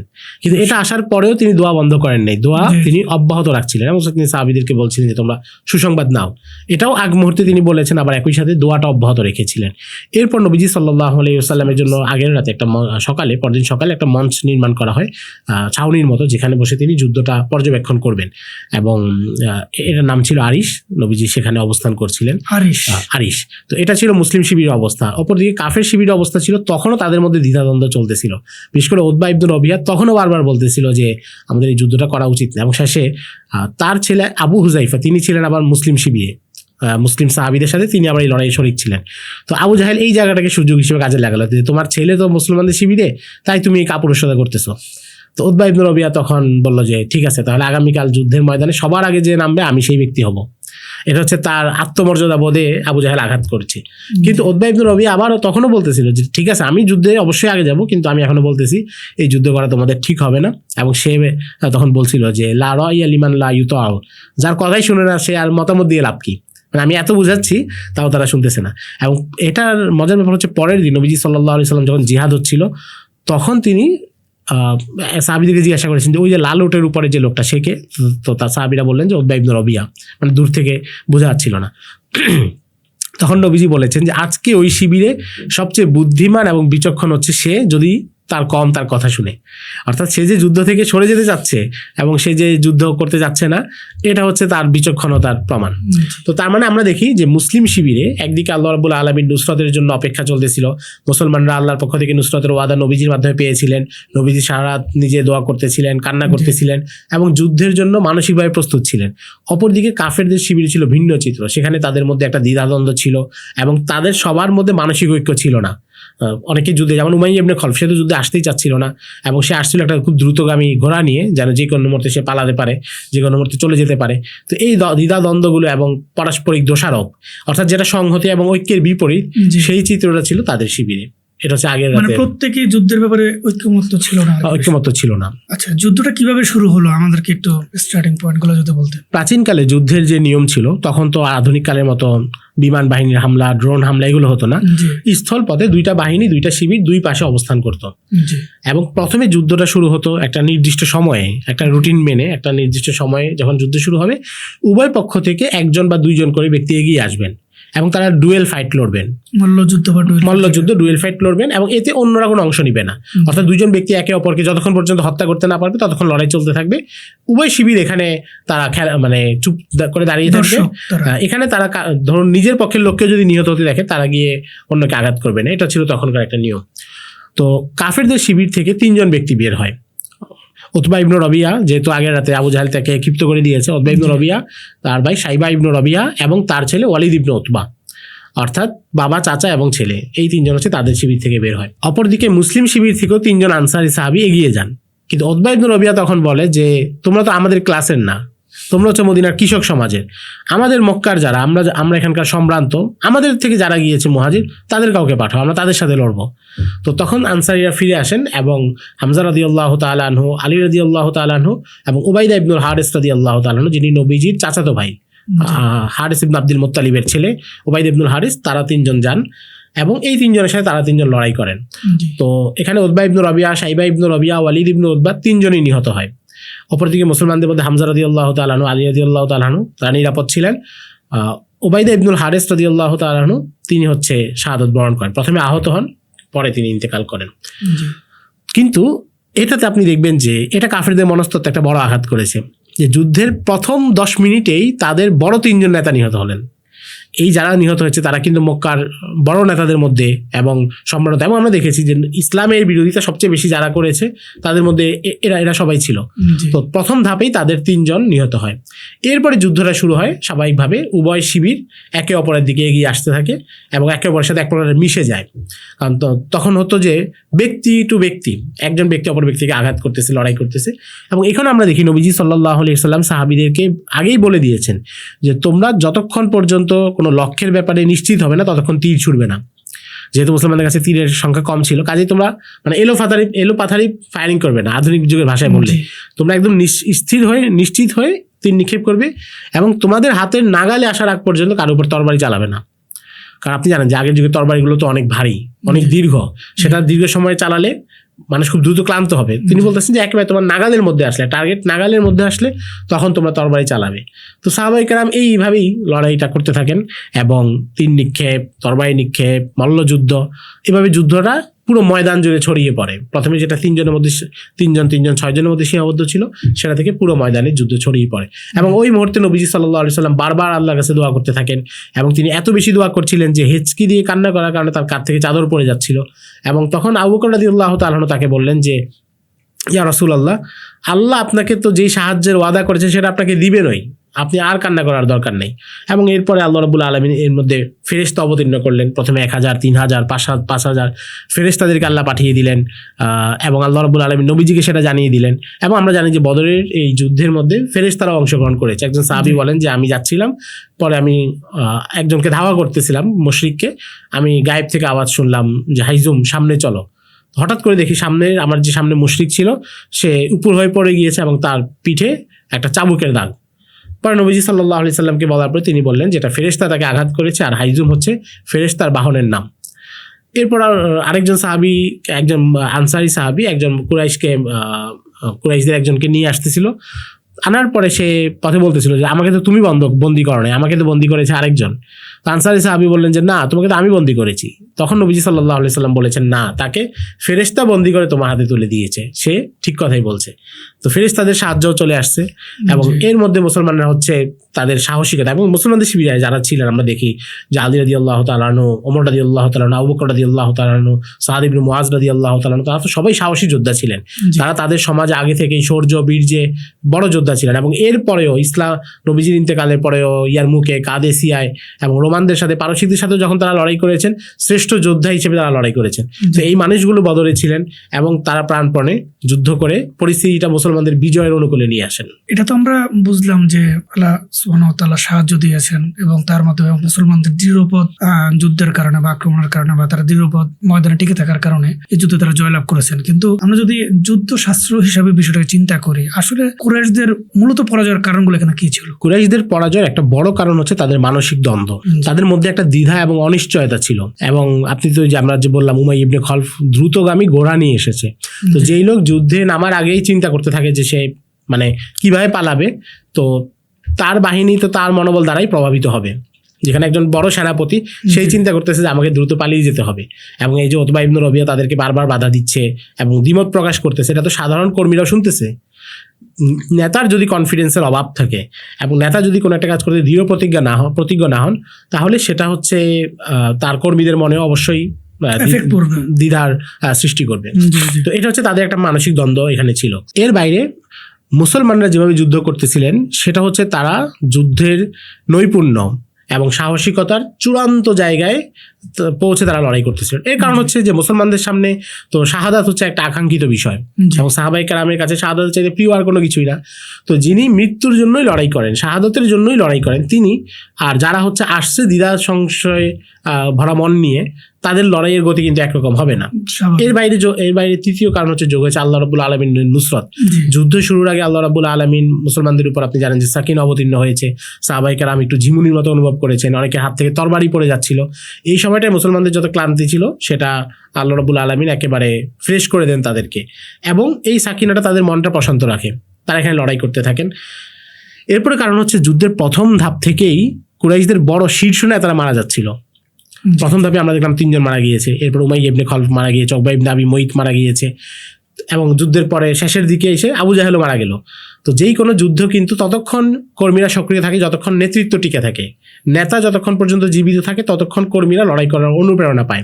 কিন্তু যখন নেতা নিহত হয়, আমরা বহু যুদ্ধে দেখেছি যে যুদ্ধে নিশ্চিত জয়ের মুহূর্তে হয়তো সেনাপতি নিহত হয়েছেন অথবা নিহতও হন নাই, তার যেই বাহনের উপর তিনি ছিলেন বাহনটাকে আর দেখা যাচ্ছে না, কর্মীরা তখন যুদ্ধে পালিয়েছেন। এমনটা রোমানদের সাথে লড়াইয়ের ক্ষেত্রে হয়েছে, পরে অনেক যুদ্ধের ক্ষেত্রে হয়েছে। তারপরে নেতা হচ্ছে একটা গুরুত্বপূর্ণ বিষয়। নেতা না থাকলে কর্মীরা আর যুদ্ধের জন্য অনুপ্রাণিত হয় না, কারণ সে এখন কার নেতৃত্বে লড়াই করবে, সে তো কমান্ড জানে না যে এরপরে তার কর্ম পরিকল্পনা কি হবে। তো এই জিনিসটা হচ্ছে তাদেরকে আরো বড় ভেঙে দিয়েছে যখন তারা দেখলো যে তাদের একের পর এক নেতা মারা যাচ্ছেন। আর এর বাইরে সার্বিকভাবে আল্লাহ রাব্বুল আলামিনের নুসরত, সেটা তো অবশ্যই ছিল। নবীজি সাল্লাল্লাহু আলাইহি সাল্লামের দোয়া, সেটা তো অবশ্যই ছিল। জি, আমরা জানি যে আবু জেহেলের মৃত্যুটা এখানে খুব উপভোগ্য একটা ঘটনা আমরা জানি, তো বিষয়টা যদি বিশ্লেষণ করতে। আবু জাহেলের মৃত্যু বদরের যুদ্ধে একটা বড় ঘটনা। মদিনার 2 জন সাহাবী, তরুণ বালক সাহাবী, তারা আবু জাহেলকে খুঁজতেছিলেন এবং তারা গিয়ে আব্দুর রহমান ইবনে আউফ রাদিয়াল্লাহু তাআলা আনহুকে পেলেন এবং তাকে বললেন যে চাচা আবু জাহেল কোনজন, তাকে আমাদেরকে দেখিয়ে দেন। তো তিনি বললেন যে আবু জাহেলকে তোমরা কেন খুঁজতেছো? তো তারা বললেন যে ফাইন্নাহু সাব্বান নবী সাল্লাল্লাহু আলাইহি ওয়াসাল্লাম, কারণ আমরা শুনেছি সে নবীজিকে গালি দেয়, কষ্ট দেয়। তো এটা এখান থেকে আমরা মানে ভালোবাসাটা অনুভব করতে পারি যে 2 বালক সাহাবী, তাদের মনে এই পরিমাণ ভালোবাসা নবীজির প্রতি। এবং এরপরে যখন আব্দুর রহমান ইবনে আউফ একটু পরে লক্ষ্য করলেন যে ময়দানে কোনো একটা অংশে আবু জাহাল তার ঘোড়া সহ যাচ্ছেন, তখন তিনি তাদেরকে ইশারা করে দিলেন যে ওই দেখো তারা যাচ্ছে। তো তখন 2 বালক একেবারে বাজ পাখির মতো ছো মেরে গিয়ে আবু জাহেলের উপর হামলা করলো এবং একজন তিনি হচ্ছেন আবু জাহেলের পা কেটে দিল আবু জাহেলের বাহনের, আরেকজন আবু জাহেলের উপর আঘাত করলো। এবং আবু জাহেলও যেহেতু সে প্রবীণ যোদ্ধা এবং সে অভিজ্ঞ যোদ্ধা, সেও পাল্টা আঘাত করলো। সাহাবীদের একজন আহত হলেন এবং তার কাঁধে বেশ বড় ক্ষতের সৃষ্টি হলো, কিন্তু আবু জাহেল মাটিতে পড়ে গেল এবং তারা আবু জাহেলকে উপরে আঘাত করেছেন। কিন্তু তারা যেহেতু বালক ছিলেন এবং তাদের পক্ষে মানে একেবারে মৃত্যু পর্যন্ত পৌঁছিয়ে দেওয়া সুযোগ হয়নি, গুরুতর আহত করে তারা চলে আসছেন। এরপরে যুদ্ধের একেবারে শেষ পর্যায়ে যখন সাহাবীরা খুঁজতেছিলেন যে ময়দানের কি অবস্থা, মুসলমানদেরও আহত অনেকে পড়েছিলেন, কুরাইশদেরও আহত অনেকে পড়েছিলেন, তখন সেখানে আবু জাহেলকে আহত অবস্থায় পাওয়া যায় এবং তখন তাকে হত্যা করা হয় এবং তার মাথা নিয়ে নবীজি সাল্লাল্লাহু আলাইহি সাল্লামের কাছে নিয়ে আসা হয়। তো আবু জাহেলের মৃত্যুটা হচ্ছে নবী সাল্লাল্লাহু আলাইহি সাল্লাম বলেছেন যে এই উম্মতের ফেরাউন, এবং আবু জাহেল ছিল চূড়ান্ত দাম্ভিক এবং নবীজি সাল্লাল্লাহু আলাইহি সাল্লামের মক্কার জীবনে সবচেয়ে বেশি কষ্ট সে দিয়েছে এবং ইসলাম সবচেয়ে বেশি বিরোধিতা করেছে। কিন্তু এই ব্যক্তি আমরা দেখি যখন সে বদরের প্রান্তরে আসতেছে তখন সে আল্লাহর কাছে দোয়া করছে বাইতুল্লাহ গিয়ে যে আল্লাহ এই যুদ্ধ আমরা যাদের সাথে লড়াই করতে গিয়েছি তারা আত্মীয়তার সম্পর্ক ছিন্ন করে, মানে মুসলমানরা আত্মীয়তার সম্পর্ক ছিন্ন করে এবং তারা এমন এমন কথা বলে যেটা আমাদের বাপদাদা পূর্বপুরুষ কেউ শুনে নেই, আমাদের জন্য একেবারে নতুন নতুন কথা নিয়ে আসছে। এই দুইটা হচ্ছে তাদের অপরাধ। আজকের এই যুদ্ধে আপনি তাদেরকে সাহায্য করেন যারা আপনার সবচেয়ে বেশি প্রিয়। তো আমরা দেখি যে আবু জাহেলের এই দোয়াটা কবুল হয়েছে। আল্লাহ রাব্বুল আলামিনের সবচেয়ে প্রিয় যে এই বাহিনী, আল্লাহ রাব্বুল আলামিন তাদেরকে সাহায্য করেছেন। কিন্তু আবু জাহেল যখন দোয়া করতেছে তখন কিন্তু তার মাথায় ছিল যে প্রিয় বান্দা হচ্ছে তারা, আল্লাহ রাব্বুল আলামিন। তো এখান থেকে আমরা বুঝতে পারি যে মানুষ অপরাধের মধ্যে লিপ্ত থাকতে থাকতে, গুনাহের মধ্যে, অবাধ্যতার মধ্যে থাকতে থাকতে এমন একটা পর্যায়ে পৌঁছে যখন তার স্বাভাবিক বিবেচনা বুদ্ধিও লোপ পায় এবং তার অন্তরে একটা কালিমা পড়ে যায়, একটা পর্দা পড়ে যায়, সে আর হক বাতিল বুঝতে পারে না, সে খারাপ কাজ করে কিন্তু মনে করে যে এটাই ভালো কাজ, এটাই ভালো। আবু জাহেল হচ্ছে সেই চূড়ান্ত পর্যায়ে পৌঁছে গিয়েছিল। জি জি, আমরা জানি যে বদর যুদ্ধে আবু বকর রাদিয়াল্লাহু তাআলা আনহু এবং ওনার ছেলে তখন ঈমান আনেননি, ওনাদের মাঝে একটা ঘটনা ঘটেছিল, এই ঘটনাটা যদি আমাদের একটু বলতেন। যুদ্ধে, বদরের যুদ্ধ যখন হয়েছে আমরা জানি যে মক্কার সাহাবীরা, মদিনার সাহাবীরা এবং মক্কার লোকজন তারা তো আত্মীয় স্বজনই ছিলেন, বিশেষ করে মুহাজিরদের সাথে তাদের আত্মীয়তা ছিল এবং মুহাজিররা মাত্র 2 বছর আগে সেখান থেকে এসেছেন। ফলে যুদ্ধের শিবিরে দেখা গিয়েছে হয়তো কাফের শিবিরে পিতা মুসলিম শিবিরে পুত্র, অথবা মুসলিম শিবিরে পিতা কাফের শিবিরে পুত্র। যেমন আমরা উতবা ইবনে রবিয়ার ক্ষেত্রে যেটা দেখেছি, তার ছেলে আবু হুযাইফা তিনি হচ্ছে মুসলিম শিবিরে আর পিতা হচ্ছে কুরাইশদের শিবিরে। আবার আবু বকর রাদিয়াল্লাহু তাআলা আনহুর ছেলে তিনি ছিলেন কুরাইশদের শিবিরে, আবু বকর রাদিয়াল্লাহু তাআলা আনহু ছিলেন মুসলিমদের শিবিরে। তো সেখানে তো যুদ্ধের ময়দানে তো তারা প্রত্যেকে নিজের মতো করে লড়াই করেছেন। এর বহুদিন পরে, এর কিছুদিন পরে যখন আবু বকর রাদিয়াল্লাহু তাআলা আনহুর ছেলে তিনি ইসলাম গ্রহণ করলেন, আব্দুর রহমান ইবনে আবু বকর, এবং তখন তিনি আবু বকর রাদিয়াল্লাহু তাআলাকে একবার কথা প্রসঙ্গে গল্প ছলে বলতেছিলেন যে বদরের যুদ্ধে আপনি কয়েকবার আমার সামনে পড়েছেন, কিন্তু যেহেতু আপনি আমার পিতা তাই আমি আপনাকে আঘাত করিনি, আমি আপনার উপর হাত তোলা থেকে বিরত থেকেছি। কিন্তু আবু বকর রাদিয়াল্লাহু তাআলা জবাব দিলেন যে কিন্তু বদরের যুদ্ধে আমি সবচেয়ে বেশি সন্ধান করেছি তোমাকে, এবং যদি তুমি আমার সামনে পড়তে তাহলে আমি অবশ্যই তোমাকে হত্যা করতাম। কারণ সাহাবীদের কাছে তখন যে চিন্তা ছিল সেটা হচ্ছে লা তাআতা লি মাখলুকিন ফি মাসিয়াতিল খালিক, আল্লাহর আনুগত্য, আল্লাহর নাফরমানি করে অন্য কারো আনুগত্য করা যাবে না, এবং নবীজির চাইতে অন্য কোনো কিছুকে ভালোবাসার কোনো সুযোগ নেই, যেটা নবীজি সাল্লাল্লাহু আলাইহি সাল্লাম বলেছেন যে তোমাদের মধ্যে লা ইউমিনু আহাদুকুম হাত্তা আহাব্বা ইলাইহি মিন ওয়ালিদিহি ওয়া ওয়ালাদিহি ওয়ান নাসি আজমাইন, তোমাদের মধ্যে কেউ ততক্ষণ পূর্ণাঙ্গ মুমিন হতে পারবে না যতক্ষণ পর্যন্ত আমি তার কাছে তার পিতা মাতা সন্তান এবং সব কিছুর চাইতে বেশি প্রিয় না হব। তো সাহাবায়ে কেরামের অন্তরে নবীজির ভালোবাসা এবং প্রেম ছিল ওই স্তরে, সব কিছুর চাইতে নবীজি তাদের কাছে প্রিয়। এবং নবীজি সাল্লাল্লাহু আলাইহি সাল্লাম যেহেতু এই যুদ্ধের আদেশ দিয়েছেন, লড়াই যেহেতু হচ্ছে কুরাইশদের বিরুদ্ধে, কাজে এখানে তারা সন্তান পুত্র কিংবা অন্য কোনো কিছুর তোয়াক্কা করেন নাই, সেভাবে লড়াই করেছেন। এবং এটা আমরা দেখি যে যুদ্ধের পরে যখন যুদ্ধবন্দীদেরকে নিয়ে কি করা হবে সেটার পরামর্শ করা হয়েছে। ওমর রাদিয়াল্লাহু তাআলা আনহু কি বলছেন যে যুদ্ধবন্দীদেরকে হত্যা করা হবে এবং যে যার আত্মীয় সে তার আত্মীয়কে হত্যা করবে, অর্থাৎ আমাদের মধ্যে যার আত্মীয় যুদ্ধবন্দী হিসেবে এসেছে সে তাকে হত্যা করবে। যদিও পরে মাশওয়ারার প্রেক্ষিতে এটা গ্রহণ করা হয় নাই, নবী সাল্লাল্লাহু আলাইহি সাল্লাম পরে সিদ্ধান্ত দিয়েছেন মুক্তিপণ নিয়ে তাদেরকে ছেড়ে দিবেন। কিন্তু সাহাবায়ে কেরামের মানসিকতা আমরা এখান থেকে বুঝতে পারি যে তারা এই ক্ষেত্রে এইসব সম্পর্কে কোনো তোয়াক্কা করেন নাই, যে বন্ধুত্ব বা অন্য কোনো সম্পর্ক যেখানে ঈমান এবং কুফরের শিবির আলাদা হয়ে গিয়েছে, সংঘাতমুখর পরিস্থিতি, সেখানে তারা বন্ধুত্ব, পিতৃত্ব এই বিষয়গুলো নিয়ে তারা চিন্তা করেননি। আমরা জানি যে বদরের ময়দানে রাসূল সাল্লাল্লাহু আলাইহি সাল্লামকে খুব সংকটময় একটা মুহূর্ত পার করতে হয়েছে। সাহাবায়ে কেরামও সংকটময় মুহূর্ত পার করেছেন, কিন্তু রাসূল সাল্লাল্লাহু আলাইহি সাল্লামের কথাটা স্পেশালি আসে এই কারণে, কারণ উনি নেতৃত্ব দিয়েছেন এবং আলহামদুলিল্লাহ উনি সফল হয়েছেন। বদর যুদ্ধের যে এই যে নেতৃত্ব দেওয়ার যে গুণ, এর থেকে আসলে আমাদের শিক্ষণীয় কি কি বিষয় সেটা যদি বলতেন। শিক্ষণীয় কিছু বিষয় আমরা যেমন আগে আলোচনা করেছি, একটা হচ্ছে মাশওয়ারা এবং পরামর্শ, এবং আলেমদের মধ্যে এটা নিয়ে দুইটা মত আছে যে ইমাম যিনি হবেন, নেতা যিনি হবেন, তার কি শুরার পরামর্শ মানে আবশ্যক কিনা, এটা নিয়ে বেশ কয়েকটা মত আছে। কিন্তু বর্তমানে আধুনিক সময়ের যারা সিরাত লেখক এবং ইসলামী সিয়াসত নিয়ে কাজ করেন তারা বলেন যে বর্তমানের সময়ে যেহেতু মানুষের এখন স্বাভাবিকভাবে অনেক বেশি দুর্বলতা অনেক দিক থেকে, এই সময়ে নেতৃত্বের জন্য শুরা বা একটা পরামর্শক, একটা উপদেষ্টা কমিটি থাকে এবং তাদের পরামর্শ মানে এটা আবশ্যক, তাহলে অনেক বিভ্রান্তি এবং বিপদ থেকে বর্তমানে রক্ষা পাওয়া যাবে। তো প্রথম বিষয়টা শিক্ষণীয় হচ্ছে যে নেতৃত্বের জন্য, যে কোনো পর্যায়ের নেতৃত্ব, সেটা সমাজের যে কোনো পর্যায়ের নেতৃত্বের জন্য পরামর্শ মানা এবং উপযুক্ত ব্যক্তিদের সাথে পরামর্শ করা সেটা জরুরি। আপনি এমন না যে আপনি সকল কর্মীদের পরামর্শ নেবেন, বরং যারা বুদ্ধিমান, যেমন সেখানে আমরা দেখি শীর্ষস্থানীয় সাহাবী যারা, তারাই কিন্তু পরামর্শ দিয়েছেন। সাদ ইবনে মুআজ আনসারদের বড় নেতা ছিলেন, মিকদাদ রাদিয়াল্লাহু তাআলা আনহু বড় বরেণ্য ব্যক্তি, সবার সাথে পরামর্শ সেটা জরুরি না, বরং যারা সচেতন, বিচক্ষণ, বাস্তব পরিস্থিতি সম্পর্কে যাদের জ্ঞান আছে তারা পরামর্শ দিবেন। তো এটা হচ্ছে প্রথম হচ্ছে যে নেতৃত্বের ক্ষেত্রে পরামর্শ।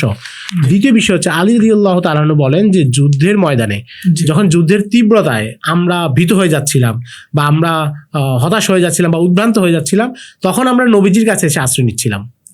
তার মানে কি, নেতা হিসেবে তিনি তার কর্মীদেরকে আগলে রেখেছিলেন কেমন যেন। যুদ্ধের তীব্রতায় কর্মী ময়দানের বাইরে না গিয়ে নেতার কাছে ফিরে আসতেছে, কারণ তার কাছে এলে তিনি নিরাপত্তা পাবেন। এটা হচ্ছে নবীজির নেতৃত্বের বৈশিষ্ট্য। এবং আলী রাদিয়াল্লাহু তাআলা বলেন যে আমাদের মধ্যে কাফেরদের সবচেয়ে কাছে গিয়েছেন তিনি হচ্ছেন নবীজি। তার মানে নবীজি নিজে সক্রিয় ছিলেন, এমন না যে তিনি কর্মীদের উপর দায়িত্ব দিয়ে তিনি এখান থেকে দূরে ছিলেন, বরং নবীজি নিজেই জিহাদে সক্রিয় ছিলেন, তিনি কাফেরদের সবচেয়ে কাছে চলে গিয়েছেন। এবং এটা আমরা অন্যান্য যুদ্ধ দেখেছি, সাহাবায়ে কেরাম বলেন যে নবীজি জিহাদের ময়দানে সবচেয়ে তীব্র যুদ্ধ যেখানে হতো আমরা নবীজিকে গিয়ে সেখানে আবিষ্কার করতাম। তো এটা হচ্ছে নেতৃত্বের দ্বিতীয় গুণ নবীজির। তো যিনি তার কর্মীদের জন্য এতটা নিবেদিত প্রাণ, যখন কর্মীরা তাকে আশ্রয় মনে করতে পারে, এতটুকু আস্থা যে নেতৃত্ব অর্জন করে, তার জন্য কর্মীরা নিজের জীবন বিলিয়ে দিতেও কোনো কার্পণ্য করে না। আমাদের মুসলিম বিশ্বে গত 100 বছরে একটা বড় সমস্যা হচ্ছে আস্থার সংকট। কর্মীরা নেতৃত্ব, একটা আমরা যে পরামর্শের কথা বললাম সেটাও একটা সংকট আছে। বেশিরভাগ ক্ষেত্রে কর্মীদের মনে হয় যে নেতৃত্ব তাদের উপর স্বৈরাচারী সিদ্ধান্ত চাপিয়ে দিচ্ছে এবং কেন পরিবর্তিত পরিস্থিতিতে কখন কোন সিদ্ধান্ত আসছে সেটা তারা জানে না বা তারা বুঝতে পারে না।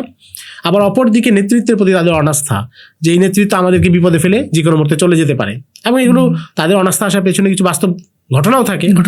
তো এই যে অনাস্থা, এটা হচ্ছে তাহলে সংহতিটা মজবুত হয় না, কর্মীর নিজের আত্মবিশ্বাসটা কম থাকে।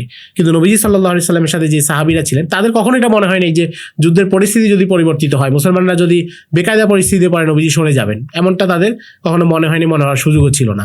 তো এই দুইটা জায়গা হচ্ছে নবীজির নেতৃত্বটাকে সবচেয়ে মজবুত করেছে। 3 নম্বর হচ্ছে তিনি যে যুদ্ধ করেছেন যুদ্ধের কৌশল সম্পর্কে, গেরিলা মানে আক্রমণাত্মক যুদ্ধের কৌশল সম্পর্কে, এগুলো সম্পর্কে তার সঠিক জ্ঞান ছিল। এবং যে জন্য আমরা দেখেছি তীর নিক্ষেপের ক্ষেত্রে, তরবারি চালনার ক্ষেত্রে তিনি সাহাবীদেরকে পরামর্শগুলো দিয়েছেন এবং সঠিক পরামর্শগুলো দিয়েছেন। যুদ্ধের ব্যাপারে ওনার বেশ ভালো একটা অভিজ্ঞতা ছিল। অবশ্যই বেশ ভালো এবং খুবই চমৎকার তার অভিজ্ঞতা এবং জ্ঞান ছিল। তার মানে হচ্ছে যে তিনি যে বিষয়ে নেতৃত্ব দিচ্ছেন সেই বিষয়ে তিনি অজ্ঞ না, তিনি জানেন তার অনুসারীদেরকে কিভাবে পরিচালিত করবেন। এটা হচ্ছে আরেকটা বড় জ্ঞান। এটা থেকে আমরা কিন্তু একটা খুব বড় পয়েন্ট পাই, সেটা হচ্ছে আমি ঠিক যে বিষয়ে কোনো গ্রুপকে নেতৃত্ব দেব, অবশ্যই সেই বিষয়ে আমার বাস্তব এবং খুব ভালো পরিমাণে জ্ঞান থাকা জরুরি। জি অবশ্যই, তা না হলে আপনি উপযুক্ত ব্যক্তিকে উপযুক্ত জায়গায় স্থাপন করতে পারবেন না। যদি বিষয়টা আমার কাছে আপনার কাছে স্পষ্ট না হয় যে এই বিষয়টা আসলে কি, এটা কোন ধরনের ব্যক্তি সম্পাদন করতে পারে, এটা না জানলে আমরা কিন্তু এক জায়গায় আরেক জায়গায় মানুষকে এনে বসিয়ে দিবে, এবং এগুলো কিন্তু অনেক সময় বিশৃঙ্খলা হয় আমাদের সমাজে আমরা দেখি। কিন্তু নবী সাল্লাল্লাহু আলাইহি সাল্লামের ক্ষেত্রে এটা ছিল না, এবং তিনি জানতেন, তিনি সবার ক্ষেত্রেই জানতেন, তিনি অমুসলিমদের ক্ষেত্রে জানতেন, কাফিরদের ক্ষেত্রে জানতেন যে কোন ব্যক্তির গুরুত্ব কি, কোন ব্যক্তিরা কোন পর্যায়ে, তাকে কিভাবে নিয়ন্ত্রণ করতে হবে। আবার তিনি নিজের শিবিরের ব্যাপারেও জানতেন যে আমাদের মধ্যে কার কোন যোগ্যতা আছে, কাকে আমরা কোথায় রাখবো। যেমন তিনি উতবা ইবনে রবিয়াকে দেখে বলতেছেন যে সে হচ্ছে তাদের সবচেয়ে বিচক্ষণ ব্যক্তি। তার মানে তিনি জানেন যে তারা আজকে কি করতেছে, তার চিন্তার মধ্যে আজকে কি আছে। আবার তিনি নিজের শিবিরের ব্যাপারে জানেন যে তাদেরকে কিভাবে কাজে লাগাবো। তো এই সবগুলো বিষয় মিলে নবীজির নেতৃত্বটাকে অনেক শক্তিশালী করেছে, এবং পুরো কাফেলার মধ্যে সংহতি ছিল। সংখ্যায় কম ছিল কিন্তু তারা পুরোটা এক টিমের মতো কাজ করতেছিল। কিন্তু অপরদিকে কুরাইশদের সংখ্যা বেশি হলেও তাদের মধ্যে দ্বিধা, সংশয়, আবার নেতৃত্ব শূন্যতা। নেতা যখন মারা যাচ্ছে তখন সাথে সাথে জায়গাটা শূন্য হয়ে যাচ্ছে, কমান্ড দেওয়ার মতো পরবর্তী ধাপ উঠে আসতেছে না। এবং তাদের মারা গিয়েছে 70 জন, যাদের মধ্যে বেশিরভাগই হচ্ছে সিনিয়র নেতা। এবং আমরা বলতে পারি যে কুরাইশের প্রথম সারি যত নেতা ছিল সবাই মারা গিয়েছে। এরপরে যারা কুরাইশের নেতৃত্বে এসেছে, আবু সুফিয়ান, খালিদ ইবনুল ওয়ালিদ, তারা কিন্তু দ্বিতীয় সারি ছিলেন, মধ্যবয়সী ছিলেন। আবু জাহেলের মতো সিনিয়র নেতা এবং এত প্রভাবশালী ছিলেন না। তো তার মানে হচ্ছে তারা দুর্বল নেতৃত্বের মধ্যে চলে আসছে। তো এটা সব মিলিয়ে সংখ্যায় বেশি হলেও তারা কিন্তু দুর্বল ছিল। জি, আপনি একটা খুব গুরুত্বপূর্ণ একটা পয়েন্ট বলছেন, সেটা হচ্ছে কাফেরদের একটা বড় ল্যাকিংস বা দুর্বলতা আমরা যেটা বলতে পারি যে তারা দলগতভাবে ঐক্য ছিল না। কিন্তু মুসলমানরা সংখ্যায় কম হলেও তারা দলগতভাবে ঐক্য ছিল। এই যুদ্ধের পট পরিবর্তন করার ক্ষেত্রে এই বিষয়টা অনেক গুরুত্বপূর্ণ ভূমিকা পালন করছে। এখন আমার জিজ্ঞাসা করার যে বিষয় সেটা হচ্ছে বর্তমান আমাদের মুসলিম সমাজ বলি বা সারা বিশ্বের অবস্থা বলি, আমাদের ভিতরে যে বিষয়ের সবচেয়ে বা অনেক বড় একটি প্রবলেম আমরা দেখতে পাই ঐক্য। আমরা যদি আমাদের বাংলাদেশের প্রেক্ষাপটেও দেখি, আমাদের ইসলামী দল বা বিভিন্ন সংগঠনের ক্ষেত্রে ঐক্যের খুব বড় একটা অভাব। তো এই যুদ্ধ থেকে আমাদেরকে শিক্ষণীয় কোনো বিষয় আছে কিনা যে কিভাবে আমরা দলগতভাবে ঐক্য থাকবো, বা ওনারা কিভাবে আসলে দলগতভাবে ঐক্য ছিলেন, এই বিষয়টা একটু ঐক্য ওই ঐক্যের ব্যাপারে যে ঐক্যটা আসলে কেমন সেগুলো তো অনেক বিস্তারিত আলোচনা, বা কখন ঐক্য করা যাবে, কার সাথে কি, সেগুলো ভিন্ন আলোচনা। কিন্তু স্বাভাবিকভাবে মূল যে বিষয়টা সেটা হচ্ছে নেতৃত্ব এবং আনুগত্য। এই দুইটা বিষয় সবচেয়ে বেশি জরুরি। যে উপযুক্ত নেতৃত্ব তৈরি হওয়া, এমন নেতৃত্ব যিনি তার কর্মীদেরকে সঠিকভাবে পরিচালনা করতে পারেন। আমাদের এখানে অনেক সময় হয় কি যে নেতৃত্ব থাকে কিন্তু তিনি তার কর্মী নিয়ন্ত্রণ করতে পারেন না।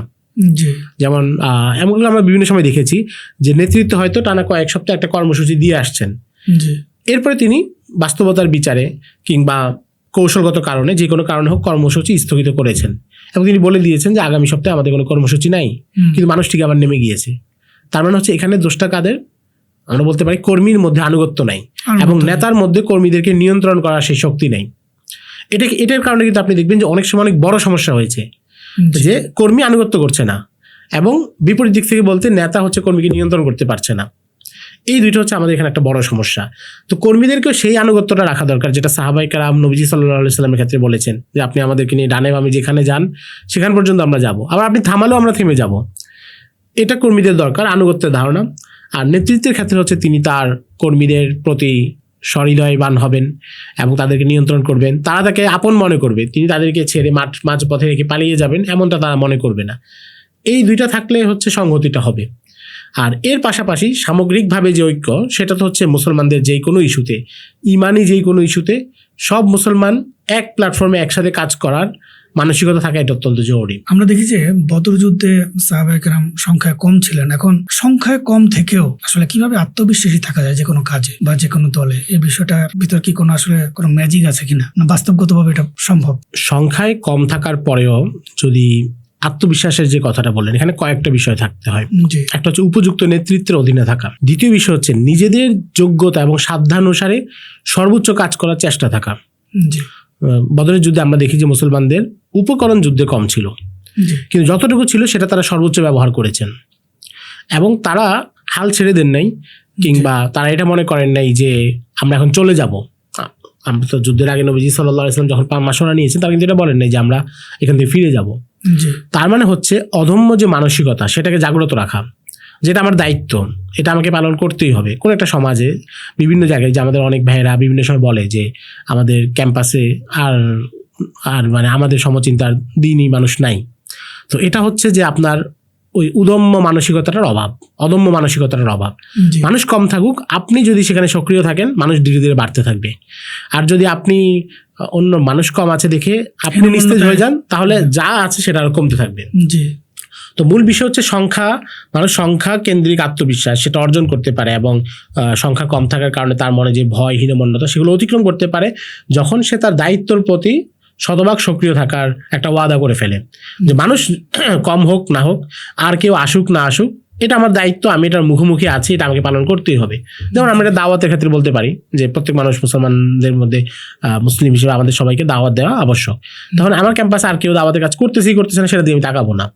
আমি আমার বিষয়ে জিজ্ঞাসিত হব, আমি আমার দায়িত্ব নিয়ে পালন করবো। আমাদের সমাজে বেশিরভাগ ক্ষেত্রে হয় আমরা নিজে যে জিজ্ঞাসিত হবো এবং এটা যে আমার দায়িত্ব সেটা চিন্তা না করে আমরা সামগ্রিকভাবে চিন্তা করি যে আমাদের তো করা দরকার, আমাদের এখানে কাজ হচ্ছে না, কিন্তু আর কেউ কাজ না করলে আপনি করে ফেলবেন। আমরা তো এটা বুঝতে পারি যে বদরে যে সাহাবীরা ছিলেন সংখ্যা যদি আরো কমও হতো তাহলেও সাহাবায়ে কেরাম দ্বিধা করতেন না, তারা চলে যেতেন, কারণ এটা আমার দায়িত্ব, নবীজি আমাদেরকে বলতেছেন, নবীজি চাচ্ছেন, নবীজি মানসিকতা আমরা বুঝতে পারতেছি, আমরা এখানে যাব।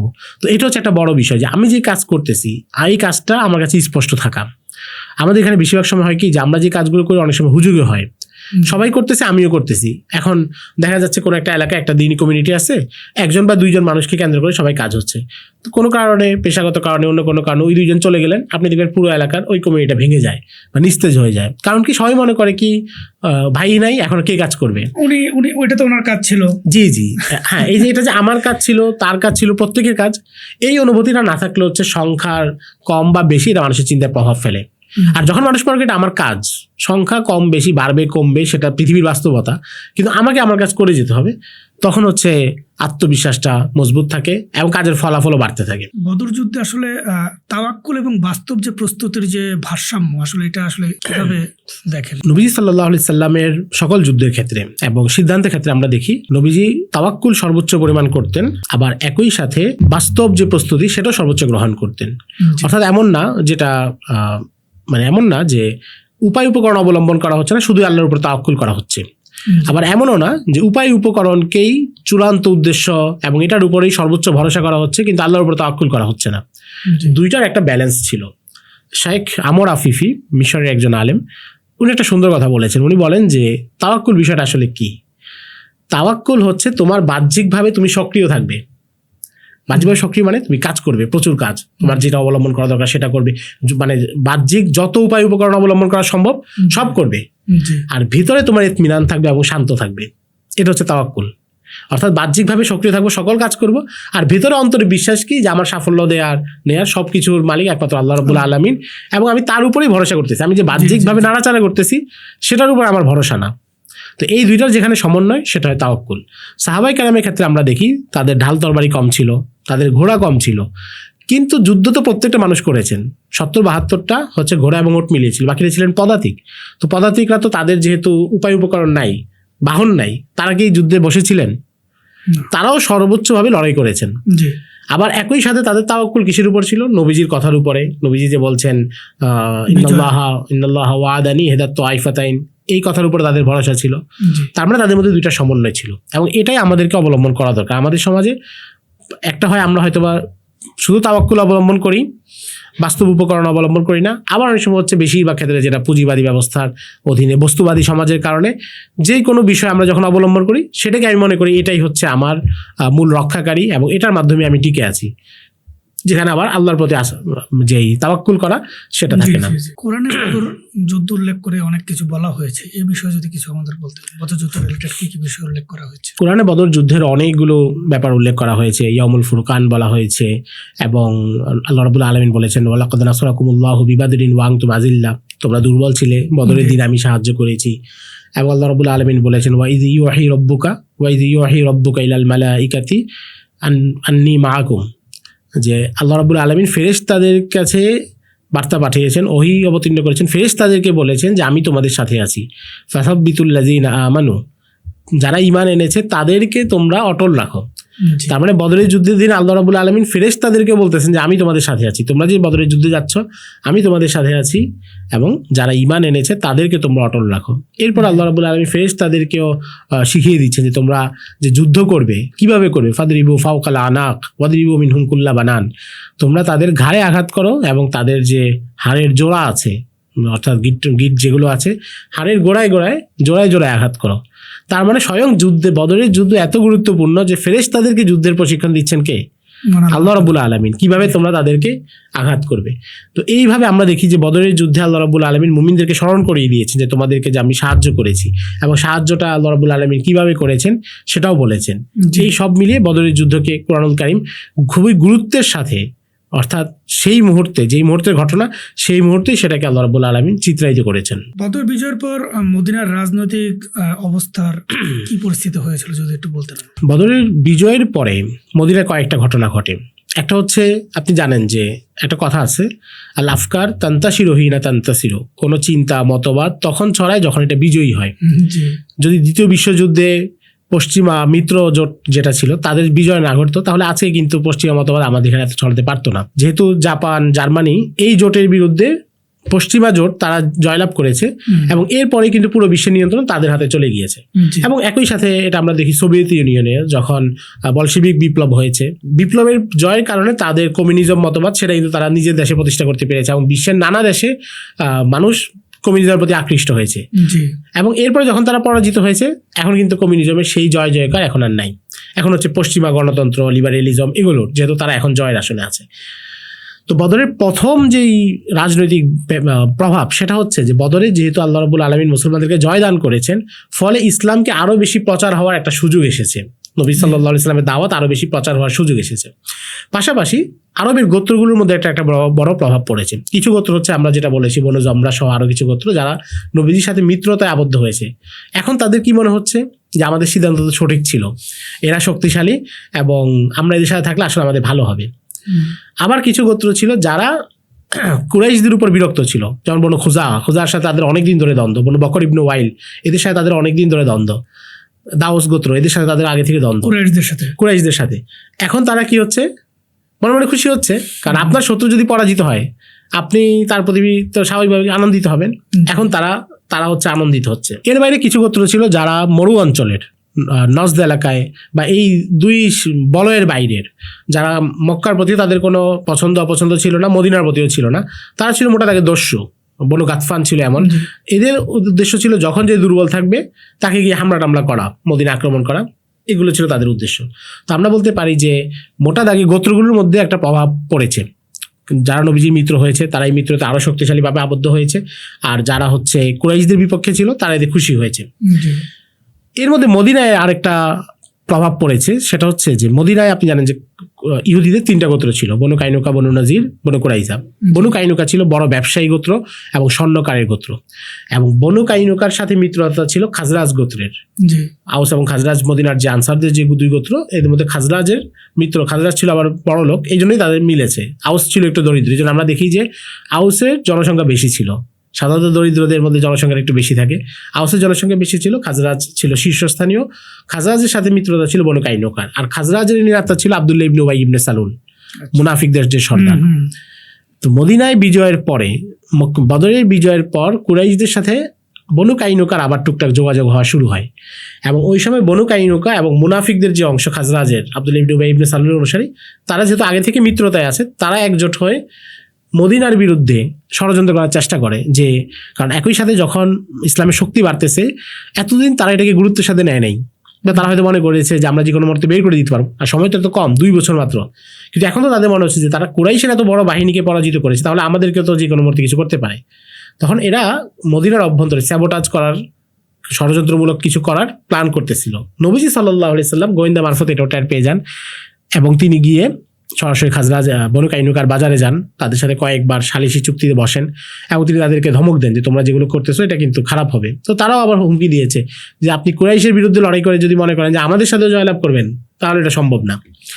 তো এরকম একটা উত্তেজিত পরিস্থিতি ছিল, নবীজি হয়তো চিন্তা করতেছিলেন যে কি করবেন। এর মধ্যে একটা ঘটনা ঘটে যে একজন আনসারি মহিলা, তিনি বনু কাইনুকার বাজারে যান, এবং বাজারে যাওয়ার পর বনু কাইনুকার বাজার ছিল মদিনার বাইরে, তাদের নিজস্ব শিবির। আপনি জানেন যে নবীজি সাল্লাল্লাহু আলাইহি সাল্লাম মদিনায় এসে কিন্তু মুসলমানদের জন্য আলাদা বাজার স্থাপন করেছেন, যেন ব্যবসা বাণিজ্যের উপর ইহুদিদের কোনো প্রভাব না থাকে। তার মানে এগুলো কিন্তু অনেক বড় বিষয়। এটা আরেকটা অর্থনৈতিক দিক থেকে যদি আমরা এগুলো পাঠ করি, যে বাজার নিয়ন্ত্রণ করা, বাজারের পুরো জিনিসের পলিসি নিজেদের হাতে রাখা, এটা যে কত গুরুত্ব, যেটা আমরা এখন আন্তর্জাতিক বাণিজ্যে মুসলমানরা যেই জায়গাটায় খুব দুর্বল এবং আমাদের হাতে কোনো কিছু নিয়ন্ত্রণ নেই। তো বনু কাইনুকার বাজারে সেই মহিলা যাওয়ার পরে ইহুদি তাকে চেহারা দেখার প্রস্তাব দিল, কুপ্রস্তাব দিল, তিনি স্বাভাবিকভাবে এটা প্রত্যাখ্যান করেছেন। তখন ইহুদি করলো কি, তার পোশাকের একটা অংশ একটা খুঁটির সাথে বেঁধে ফেললো তার অজান্তে। তো তিনি যখন বসা থেকে উঠে দাঁড়িয়েছেন, তখন তার কাপড়টা খুলে গিয়েছেন। তো এতে উনি স্বাভাবিকভাবে চিৎকার করে উঠেছেন। তখন একজন সাহাবী তিনি দ্রুত এসে ওই ইহুদিকে হত্যা করেছেন। যখন তিনি ঘটনাটা জেনেছেন, স্বাভাবিক গায়রতের কারণে তিনি ইহুদিকে হত্যা করেছেন। আবার সাথে সাথে ইহুদির লোকজন 10-12 জন এসে তারা ওই সাহাবীকে শহীদ করে দিল। অর্থাৎ পরপর 2 জন মানুষ এখানে মৃত্যুবরণ করলেন। এবং বনু কাইনুকা যেহেতু বুঝলো যে, তারা যেহেতু জানে যে মদিনা সনদ অনুসারে আমাদের মধ্যে কোনো দ্বন্দ্ব হলে, সমস্যা হলে বিচারের ফয়সালা ছিল নবীজি, আমরা এখানে নিজেরাই একজন মানুষকে হত্যা করলাম। তো তারা বুঝছে যে এখন নবীজি এখানে শক্ত অবস্থান নেবেন। তারা নিজেদের দুর্গে গিয়ে কেল্লার ফটক আটকে সবাই দুর্গের ভেতরে ঢুকে গেছেন। নবীজি সাল্লাল্লাহু আলাইহি সাল্লাম 700 সৈন্য নিয়ে বনু কাইনুকাকে অবরোধ করেন। এটা হচ্ছে কিন্তু বদরের পরপর ঘটনা। তার মানে আমরা দেখি যে এখানে কিন্তু আবার সাহাবীদের সংখ্যা অনেক বেশি, কারণ যেহেতু এখানে প্রস্তুতির ব্যাপার ছিল, চলে আসছেন। বনু কাইনুকা অবরোধ করার পরে 15 দিন বনু কাইনুকা অবরোধ থাকে, এবং একটা পর্যায়ে তারা যখন বুঝতে পারে যে মুসলমানদের সাথে পারবে না, তখন তারা সন্ধি করতে আগ্রহী হয়। এখন সন্ধি করার জটিলতা ছিল যে মদিনার আনসারদের খাজরাজদের সাথে হচ্ছে বনু কাইনুকার মিত্র, এবং আব্দুল্লাহ ইবনে উবাই হচ্ছে খাজরাজের সদস্য। নবীজি তো জানেন যে যখন বনু কাইনুকাকে কোনো শাস্তি দেওয়া হবে তখন আব্দুল্লাহ ইবনে উবাই এখানে একটা ফিতনা বাঁধানোর চেষ্টা করবে যে আমাদের পুরনো মিত্র তাদের সাথে অবিচার করা হচ্ছে, এবং যে ধরনের ফিতনা সে আগেও নানাভাবে পরেও নানাভাবে করেছে। নবীজি করলেন কি, এই সন্ধির দায়িত্ব দিলেন খাজরাজের আরেক নেতা উবাদা ইবনে সামিত রাদিয়াল্লাহু তাআলা আনহুকে। এখন তো আর সে গোত্রের আলাপ টানার সুযোগ নাই, তো উবাদা ইবনে সামিত গিয়ে সেখানে তাদের সাথে সন্ধি করলেন, এবং শেষ পর্যন্ত সিদ্ধান্ত হলো বনু কাইনুকা তাদের সম্পদ অস্ত্র সব রেখে পরিবার পরিজন নিয়ে তারা সিরিয়ার দিকে পালিয়ে যাবে, এবং এরপরে তারা পালিয়ে গিয়েছে। আব্দুল্লাহ ইবনে উবাই ইবনে সালুল হচ্ছে উবাদা ইবনে সামিতকে বললেন যে তুমি তো আমাদের গোত্রের, আমাদের সাথে বনু কাইনুকার এতদিনের সম্পর্ক, আর এখন মুহাম্মদ এবং মুসলমানরা আসছে 2 বছর হলো, তাদের কারণে এদের সাথে আমাদের এত পুরনো ভ্রাতৃত্বের সম্পর্কটা ছিন্ন করা কি উচিত হবে? তো উবাদা ইবনে সামিত রাদিয়াল্লাহু তাআলা বললেন ইয়া আবাল হুবাব তাগাইয়ারাতিল কুলুব ওয়া মাহাল ইসলামুল উহুদ। এখন আর ওই কথা বলে লাভ নাই, অন্তরগুলো পরিবর্তিত হয়ে গিয়েছে এবং ইসলাম এসে আগের যত চুক্তি সব বাতিল করে দিয়েছে, মুছে দিয়েছে।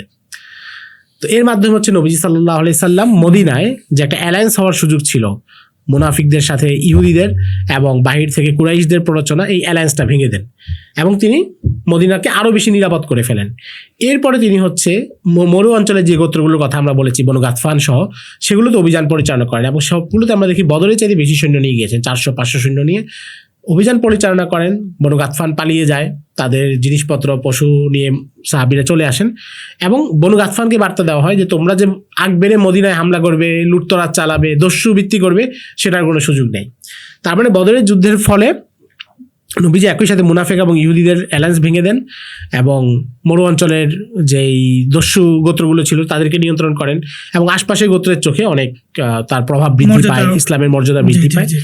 এর বাইরে আরো ধরনের প্রভাব হচ্ছে কুরাইশদের যে বাণিজ্যিক যাত্রা, সেটা কিন্তু হুমকির মুখে পড়ে, যেহেতু তার একটা বড় যুদ্ধে পরাজয় হয়েছে, এবং বাণিজ্যিক পথের কিছু কিছু গোত্র মদিনার সাথে অ্যালায়েন্সে চলে আসছে, এবং বাকি গোত্রগুলোর চোখে তাদের আগের মতো প্রভাব নাই।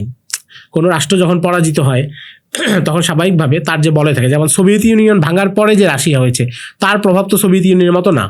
সোভিয়েত ইউনিয়ন যখন আফগানিস্তানে পরাজিত হয়েছে, তার রাষ্ট্র ভেঙে অনেকগুলো রাষ্ট্র তৈরি হয়েছে, তখন তার প্রভাবটা আগের মতো নাই। তো কুরাইশদের ওই গোত্রগুলোর সাথে যোগাযোগ করার ক্ষেত্রে একটা সমস্যা তৈরি হয় যে তার প্রভাবটা আগের মতো নাই। এর পাশাপাশি আরও অনেক ধরনের প্রভাব আছে, যেমন ধরুন নবী সাল্লাল্লাহু আলাইহি সাল্লাম যুদ্ধবন্দীদেরকে মধ্যে যারা দরিদ্র ছিলেন তাদেরকে কিন্তু একটা কাজ দিয়েছেন যে তোমরা মদিনার বাচ্চাদেরকে পড়াবে, যারা তোমাদের মধ্যে স্বাক্ষর তারা হচ্ছে মদিনার বাচ্চাদের পড়াবে। এর মাধ্যমে মদিনার যে শিক্ষা ব্যবস্থা সেটাকেও নবীজি অনেক উন্নত করে ফেলেন, সমৃদ্ধ করে ফেলেন। মদিনায় সাক্ষরতার হার বেড়ে যায়, সাহাবায়ে কেরামের তরুণ প্রজন্ম, নতুন প্রজন্ম যারা ছিলেন তারা লিখতে পড়তে শিখেন। তার মানে হচ্ছে যদিও একটা রাজনৈতিক ঘটনা, একটা সামরিক ঘটনা, কিন্তু সেখান থেকে নবীজি সাংস্কৃতিকগত একটা প্রভাব ফেলেছেন, যেখানকার অনেক দিকে প্রভাব পড়েছে, অনেক দিকে প্রভাব পড়েছে, ইসলামের প্রভাব বেড়েছে। এবং সহিহ বুখারীতে একটা হাদিস আছে যে আল খাইরু লা ইয়াতি ইল্লা বিল খাইর, কোনো কল্যাণ আরেকটা কল্যাণ ছাড়া আসে না, এক কল্যাণ আরেক কল্যাণ নিয়ে আসে। বদরের যুদ্ধে যেহেতু একটা কল্যাণ, মুসলমানদের জন্য এই জয় যেহেতু একটা কল্যাণ, এর সাথে আরো বহু কল্যাণ আছে। সেটা হচ্ছে আঞ্চলিক প্রভাব বৃদ্ধি, মুসলমানদের মনোবল বেড়েছে, মুসলমানদের হাতে গনিমতের মাল এসেছে যেটা মদিনা অর্থনীতিকে সমৃদ্ধ করেছে, এবং মুসলমানদের শিক্ষার হার বেড়েছে। সব কিছু মিলিয়ে বদরের যুদ্ধ হচ্ছে সকল দিক থেকে মুসলমানদেরকে উপকৃত করেছে। তাহলে বদর যুদ্ধের কারণে আমরা যেটা বুঝতে পারি, যুদ্ধ মুসলমানদের জন্য শুধু যুদ্ধ না, এটি একটি কল্যাণ বলা যেতে পারে। সর্বদিক দিয়ে অনেক দিক দিয়ে তাদের জন্য কল্যাণমূলক অনেক বিষয় চলে আসে। অবশ্যই। জি, ধন্যবাদ। আপনি বন্দীদের ব্যাপারে কথা বলছিলেন, তো আমার এখানে জানার ব্যাপার হচ্ছে অনেকেই তো বন্দী হয়েছিল, তাদের সাথে মূলত কি কি আচরণ করা হয়েছিল? অনেকেই বন্দী হয়েছিলেন, এর মধ্যে সুহাইল ইবনে আমরের মতো প্রভাবশালী কূটনীতিবিদ যারা ছিল তারা হয়েছিলেন, আরো অনেকেই বন্দী হয়েছিলেন। বন্দীদের ক্ষেত্রে নবী সাল্লাল্লাহু আলাইহি সাল্লাম প্রথমে মাশওয়ারা করেন যে কি ফয়সালা করা হবে। ওমর রাদিয়াল্লাহু তাআলা বললেন যে তাদেরকে সবাইকে হত্যা করা হবে। 70 জন বন্দী হয়েছিল, কাফেরদের 70 জন মারা যায়, 70 জন বন্দী হয়। তখন নবীজি সাল্লাল্লাহু আলাইহি সাল্লাম অন্যদের মাশওয়ারা করলে আবু বকর রাদিয়াল্লাহু তাআলা বললেন যে তাদেরকে হত্যা করলে তো আমাদের কোনো লাভ নেই, বরং আমাদের অর্থ দরকার মদিনার অর্থনীতির জন্য। আমরা যদি মুক্তিপণ নেই তাহলে হচ্ছে আমরা তাদের কাছ থেকে একটা লাভবান হতে পারবো। তখন সিদ্ধান্ত হয় যে এদেরকে মুক্তিপণ নিয়ে ছেড়ে দেওয়া হবে। এরপর আল্লাহ রাব্বুল আলামিন আয়াত অবতীর্ণ করেন যেখানে বোঝা যায় যে ওমর রাদিয়াল্লাহু তাআলার সিদ্ধান্তটার দিকে আল্লাহ রাব্বুল আলামিন এটাকেই সমর্থন দিয়েছেন, এবং এরপরে হচ্ছে এই বন্দীদেরকে যারা মুক্তিপণ দিয়েছেন তাদেরকে মুক্তিপণ নিয়ে ছেড়ে দেওয়া হয়। আচ্ছা, যদি মনে করেন বদর যুদ্ধটা না হইতো, মনে করেন হয়নি, মুসলমানরা ফিরে গিয়েছে এবং কাফেররা ফিরে গিয়েছে, সেক্ষেত্রে আসলে ইতিহাসটা কেমন হতো বলে আপনি মনে করেন? যদি বদর যুদ্ধ না হতো তাহলে কি ঘটতো, একটা হতো যে আবু জাহালের বাহিনী তাদের মতো করে বদরে আসতো, বদর প্রান্তরে 3 দিন থেকে নাচ গান করে আবার চলে যেত, এবং এর ফলে তার উদ্দেশ্যটা বাস্তবায়ন হতো। তাসমাউল আরব বিনা, তাসমাউ বিনাল আরব অবি মাসিদিনা, পুরো আরব আমাদের শৌর্যবীর্য যেন জানে। তো বদরের যুদ্ধ যদি না হতো তাহলে জয়টা এক পর্যায়ে কাফেরদেরই হতো, মানসিক জয়। এবং যদি বদরের যুদ্ধে মুসলমানরা পরাজিত হতো, মানে আমরা 2 দিক থেকেই বলি, একটা হচ্ছে যে যদি মুসলমানরা ফিরে যেত তাহলেও কাফেররা জয়ের পর্যায়ে পৌঁছে যেত, এক পর্যায়ে জয়। আর যদি মুসলমানদের পরাজয়ই ঘটতো তাহলে যেটা ঘটতো, রাতারাতি আরবের যেই গোত্রগুলো মদিনার ইসলামী সালতানাতের সাথে চুক্তিতে আসছে এরা অবশ্যই চুক্তি থেকে বের হয়ে যেত। কারণ আমরা আগেই বলেছি দুর্বলের পক্ষে কেউ থাকতে চায় না। আপনারা দেখি বিভিন্ন সময় যখন কোনো সারাশি অভিযান চলে, গ্রেফতার চলে কোনো দলের উপর, তখন অনেকে পদত্যাগ করতে থাকে। এটা কারণ হচ্ছে পরাজিত অবস্থায় কেউ থাকতে চায় না। এবং নবীজি সাল্লাল্লাহু আলাইহি সাল্লাম সহ তার সাথে যারা বদরের প্রান্তরে ছিলেন তারা সবাই কিন্তু ইসলামের শীর্ষ ব্যক্তিত্বরা ছিলেন, 4 খলিফা যারা ছিলেন, আশারায়ে মুবাশশারা যারা ছিলেন। ফলে এই ব্যক্তিত্বদের প্রাণহানি হলে ইসলামী সমাজেও নেতৃত্বের শূন্যতা তৈরি হতো, যেটা মক্কায় তৈরি হয়েছে। মক্কায় যে নেতৃত্বের শূন্যতা হচ্ছে সেটা এখানে তৈরি হতো।